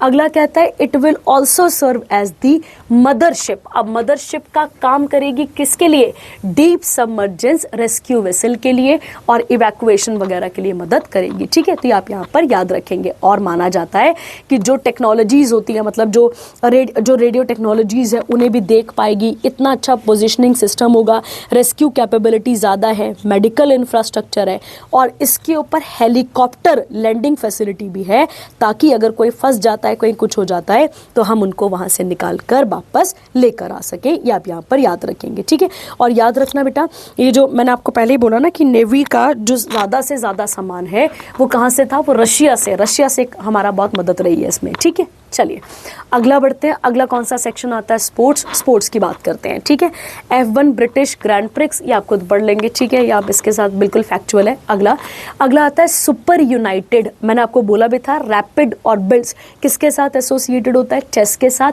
क्रोएशिया 2025। मैग्नस कार्लसन, सबको पता है इनके बारे में, नंबर 1 चेस प्लेयर है जिन्होंने super United rapid builds Croatian title को यहाँ पर जीता है। और ये कहाँ पर हुआ था, ज़ैग्रेब, किसकी राजधानी है, क्रोएशिया की ही राजधानी है। कहता है ये उनकी 10th विक्ट्री है in the 12 grand chess tour याद रखेंगे, रैपिड और बिल्ड्स इवेंट और लगातार 6 बार। ठीक है, ये हो गया। सेकंड रैंक किसका है? वेसली का। और थर्ड किसका है? डी गुकेश फ्रॉम इंडिया, याद रखना है। ठीक है, चलिए अगला वाला, नीरज चोपड़ा का क्लासिक टूर्नामेंट, ये कहाँ पर हुआ है? बेंगलुरु कर्नाटका में। उसमें गोल्ड लेकर आए हैं। कितना थ्रो था इस बार? तो 86.18 मीटर। उसके बाद सिल्वर कौन लेकर आए? तो जूलियस येगो, याद रखना है। और रोमेश पथिरेज, ये किस में आए? ये श्रीलंका के हैं और इन्होंने जीता है वहाँ पर ब्रॉन्ज, याद रखना है। ठीक है, उसके अलावा अगर हम बात करें, the event marks the first world athletics gold level javelin meet, कहाँ पर? इंडिया में। ठीक है, तो कहां पर हुई है? कर्नाटका में। इतना काफी है इसमें। ठीक है, अगला कहता है पैरा आर्चरी। पैरा आर्चरी आप सबको पता है, पैरा वर्ड किसके लिए होता है? डिसेबल के लिए। ठीक है, कहता है यहाँ पर कहां पर हुई है? बीजिंग, चाइना में। चाइना ने यहाँ पर टॉप करा है, 17 मेडल लेकर आए हैं। और अगर हम इंडिया की बात करते हैं तो इंडिया में क्या है? यहाँ पर अपने पास सेकेंड पोजीशन इंडिया की देखने को मिलती है। 9 मेडल आए हैं, 3 गोल्ड है। 3 गोल्ड में से आप याद रखेंगे, एक नाम किसका आता है? हरविंदर सिंह का। एक नाम आप यहाँ पे याद रखेंगे। एक गोल्ड कौन लेकर आए हैं? हरविंदर सिंह, जिनकी फोटो भी आप यहाँ पर देख पा रहे होंगे। ठीक है, उसके अलावा दूसरा नाम आता है आपके पास हरविंदर और भावना, कंपाउंड टीम पे लेकर आए हरविंदर सिंह और भावना, ये दोनों मतलब कंपाउंड समझ गए ना, एक साथ, है ना। और उसके बाद है शीतल देवी, याद रखना। और उसके साथ है आपके पास शीतल देवी के साथ भावना भी है शायद, है ना। शीतल देवी और ज्योति, इन्होंने जो वुमेन्स कंपाउंड टीम है वहां पर इन्होंने गोल्ड लिया। ठीक है, तो गोल्ड लाने वाले कौन कौन 3 लोग हैं ये आप यहाँ पर याद रखेंगे। ठीक है, चलिए अगला वाला, अगला आता है इंडिया के फर्स्ट इंडियन जिन्होंने रन करा है। कितना यहाँ पर? न्यूज़ को ही पढ़ते हैं, न्यूज़ के साथ ही समझते हैं। ठीक है, क्या लिखा हुआ है आइए बात करते हैं। ठीक है, कहा जाता है अनिमेश की जब हम बात करें तो उन्होंने जो दौड़ है वो 1.18 सेकेंड में कंप्लीट कर दी है। समझते हैं क्या लिखा हुआ है। कहता है इंडिया के जो स्प्रिंटर हैं, क्या नाम है इनका? अनिमेश कुजूर। किस राज्य से बिलोंग करते हैं? तो छत्तीसगढ़, आपने याद रखना है। इनका फर्स्ट प्लेस आया है किस में? 100 मीटर मेंस कैटेगरी वाले में एट द ड्रोमिया इंटरनेशनल स्प्रिंट और रिले। ये कहाँ पर हुई है? वारी, ग्रीस में। ठीक है, विद रिकॉर्ड कितना सेटिंग रिकॉर्ड था इनका? 10.18 सेकेंड, ये आपने यहाँ पर याद रखना है। और ये पहले इंडियन बने हैं जिन्होंने क्या करा है? 1.20 सेकेंड वाला जो मार्क है उसको रिकॉर्ड को तोड़ा है। और वो कौन थे 1.20 वाले? तो आप याद रखेंगे गुरविंदर सिंह। ठीक है, सेकेंड किसका रहा यहाँ पे रैंक? तो ये साउथ अफ्रीका का। और थर्ड किसका रहा यहाँ पर? अली अनवर का। ठीक है, तो आप इसके साथ यहाँ पर जोड़ सकते हैं। ठीक है, चलिए अगले वाले पे देखते हैं। नहीं, यहाँ पे गड़बड़ हुई मेरे से, सुनो। कहता है यहाँ पर इनका रैंक क्या है? वहां पर थर्ड रहा। इंडिया में पहला रहा, वहां थर्ड रहा। फर्स्ट नंबर पे कौन आए हैं? ये सेकंड नंबर पे ये हैं। ठीक है, याद रखना है। चलिए अगले वाले बढ़ते हैं। अगला कहता है second leg of world boxing cup कहाँ पर हुआ है बच्चे? तो आप याद रखेंगे ये कहाँ पर हुआ? अस्ताना कहाँ पर आता है आपके पास? कजान में। ठीक है, इसका पहला एडिशन भी हम पढ़ चुके हैं। इसका पहला एडिशन हुआ था कहाँ पर? तो आप याद रखेंगे पहला एडिशन ब्राजील में हुआ था और सेकंड कहाँ पर हो रहा है? कजाकिस्तान में। ठीक है, तो इंडिया कितने मेडल लेकर आई? ये 11 याद रखेंगे आप यहाँ पर, जिसमें से 3 गोल्ड आपको यहाँ पर देखने को मिलते हैं। कजाकिस्तान ने टॉप करा है, 16 मेडल लेकर आई है। सेकंड नंबर पे कौन है? ब्राजील। और उसके बाद कहता है the tournament featured participation from over, कितना लिखा है? 400 बॉक्सर्स। कितनी कंट्री को रिप्रेजेंट कर रहे थे? 31, कंपीटिंग अक्रॉस 20 वेट कैटेगरीज। साक्षी क्या लेकर आई यहाँ पर? आप याद रखेंगे गोल्ड। फिर जैस्मिन और एक और नाम क्या आता है आपके पास? नुपुर शिरोन। ये नाम आपने याद रखने हैं और कितनी कैटेगरी में ये देखना पड़ेगा साथ साथ। ठीक है, चलिए अगला आता है आपके पास बैंकिंग और इकोनॉमी। इसे पढ़कर भी यहाँ पर खत्म करते हैं, वाइंड अप करते हैं। ठीक है, आइए चलिए अगली न्यूज़ कौन सी आती है आपके पास यहाँ पे? बैंकिंग और इकोनॉमी से एसोसिएटेड। क्या कहता है समझते हैं। कहता है इंडिया जो है वो 4th लार्जेस्ट बायोफ्यूल कंज्यूमर बना है 2024 का। एक 74th एडिशन हुआ statistical review of world energy का, जिस डेटा को रिलीज करा है किसने? एनर्जी इंस्टीट्यूट ने। और India 4th largest biofuel consumer यहाँ पर बनाए। ठीक है, बात करते हैं, समझते हैं किसके बारे में बात हो रही है। ठीक है, पहले एक बार न्यूज़ देख लेते हैं। कहता है इंडिया का जो बायोफ्यूल कंजप्शन है वो बढ़ ही रहा है 40% ईयर ऑन ईयर, ये आप याद रखेंगे। उसके बाद है यूएसए यहाँ पर टॉप प्रोड्यूसर भी है, कंज्यूमर भी है। उसके बाद ब्राज़ील, इंडोनेशिया, और हमारा रैंक कितना यहाँ पर, 4th, ये आप यहाँ पर सीखेंगे, याद रखेंगे। ठीक है, अब पहला क्वेश्चन आता है कि बायोफ्यूल्स क्या होते हैं, पहला क्वेश्चन। ठीक है, तो गौर करेंगे। बायोफ्यूल वो फ्यूल होते हैं जो बायोमास से आते हैं। अब आप बोलेंगे ये क्या बात हुई, बायोमास क्या हो गए, तो समझते हैं। मतलब बायोफ्यूल क्या होते हैं बेटा, बायोमास से बनने वाले फ्यूल। अब बायोमास क्या होते हैं, जो पेड़ के सड़े गले अवशेष होते हैं, जो वेजिटेबल का वेस्ट होता है, एनिमल का वेस्ट होता है, कुछ फसलें होती हैं जैसे मक्की, चावल, शुगर केन, इनका जो वेस्ट होता है। ठीक है, उसके अलावा इन सब के वेस्ट से जो फ्यूल बनाया जाता है उसे हम कहते हैं बायोफ्यूल। और ये एक प्रकार का रिन्यूएबल सोर्स ऑफ एनर्जी हमें देखने को मिलता है। जैसे जो मक्की होती है उससे क्या बनाया जाता है, जो कॉर्न होता है उससे हम एथेनॉल बनाते हैं, और एथेनॉल का यूज़ किया जाता है किस में बच्चे, तो उसका यूज़ किया जाता है पेट्रोल बनाने में। ठीक है, तो ये आप इसके साथ यहाँ पर जोड़ लेंगे, ऐड कर लेंगे। ठीक है, चलिए उसके बाद है यूएसए, ब्राज़ील और यूरोप कंबाइंड कितना कंट्रीब्यूट करते हैं, 75% ग्लोबल। इंडिया, इंडोनेशिया जो है वो 63% कवर करता है। किस रीजन में, एशिया पैसिफिक में। India continue to lag behind capacity for 10th consecutive year. ठीक है, और ये फिर बढ़ रहा है इस तरीके से। ठीक है, अगला आता है यूएसए बेस्ड निविदिया कॉरपोरेशन है, जो कि एक ग्लोबल लीडर एसिलरेटेड कंप्यूटिंग और एआई में जो है ये वर्ल्ड की फर्स्ट पब्लिकली ट्रेडेड कंपनी बनी है, जिसका मार्केट कैपिटलाइजेशन कितना पहुंच चुका है, $4 ट्रिलियन, ये आप याद रखेंगे। ठीक है, तो कहता है इन्होंने किसको सरपास करा है, माइक्रोसॉफ्ट कॉरपोरेशन को, याद रखना है, और उसके बाद एप्पल को भी। ठीक है, ये आप इसके साथ जोड़ लेंगे। अगला लास्ट सेक्शन आता है कौन सा वाला, अब आपके पास यहाँ पे डेज और डेज कर इसको वाइंड अप करते हैं। ठीक है, आइए सबसे पहला डे कहता है आपके पास वर्ल्ड रूरल, क्या नाम आता है इसका यहाँ पर आपके पास, डेवलपमेंट डे। कब मनाया जाता है बच्चे, 16 जुलाई को, ये आप यहाँ पर क्लियर रखेंगे। ठीक है, गौर करते हैं, समझते हैं क्या क्या चीजें यहाँ पर आती हैं। ठीक है, गौर करते हैं। कहता है the day also commemorate the establishment of Dhaka Bangladesh based centre on integrated rural development for Asia and Pacific region. तो ये कब डिसाइड हुआ था, 6 जुलाई 1979 को। ठीक है, थीम क्या है इसकी बेटा, सीधी सी बात है, जो रूरल एरियाज हैं उन्हें हमें क्या करना है, ट्रांसफॉर्म करना है, उनको एक ऐसी कम्युनिटी बनाना है। पर कम्युनिटी कैसे बनाना है, उनको सस्टेनेबल डेवलपमेंट के थ्रू, उसके अलावा उनके अंदर डिजिटलाइजेशन लेकर आना है, मतलब लोगों के अंदर भी और गांव के अंदर भी, उसके साथ साथ जेंडर इक्वालिटी लेकर आनी है, और जो क्लाइमेट से रिलेटेड प्रॉब्लम्स हैं उनको भी हमें क्या करना है, यहाँ पर सॉल्व करना है। ठीक है, एक प्रोजेक्ट का नाम मैं आपको होमवर्क दे रही हूँ, उसका नाम है जीविका प्रोजेक्ट। ठीक है, ये जीविका प्रोजेक्ट बिहार में चला था। ये इसी तरीके का एक प्रोजेक्ट था जिसमें जो रूरल एरियाज के अंदर वुमेन है उनको सक्षम बनाना था, मतलब वो अपनी काबिलियत से यहाँ पर क्या कर सकती थी, अपना घर बार चला सकती थी। तो बोलने का मतलब है हमें क्या करना है, हमें रूरल एरियाज के अंदर जो पॉवर्टी है उसे खत्म करना है, हंगर को खत्म करना है, क्लाइमेट जो रिलेटेड प्रॉब्लम्स है इन्हें हटाना है, और ये सारी चीजें उसके पास यहाँ पर लेकर आनी है। ठीक है, चलिए आगे बढ़ते हैं। अगला आता है वर्ल्ड पॉपुलेशन डे। कब मनाया जाता है बच्चे, 11 जुलाई को मनाया जाता है। मोस्ट इंपॉर्टेंट डे आप याद रखेंगे यहाँ पर, क्योंकि बहुत इंपॉर्टेंट है हमारे पेपर के लिए, बहुत ज़्यादा इंपॉर्टेंट है। ठीक है, कहता है 2025 जो है वो 31वीं एनिवर्सरी थी किसकी, international conference on population and development programme of action.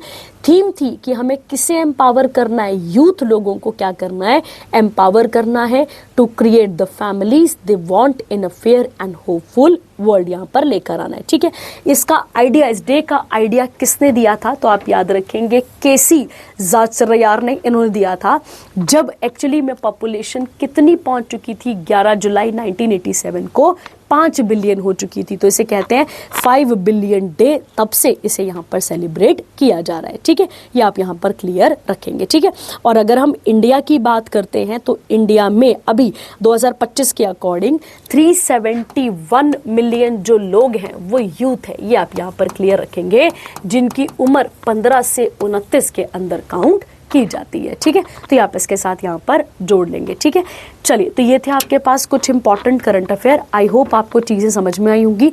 जहाँ आपको डाउट रहेगा वो आप पूछ लेंगे। Thank you, have a nice day.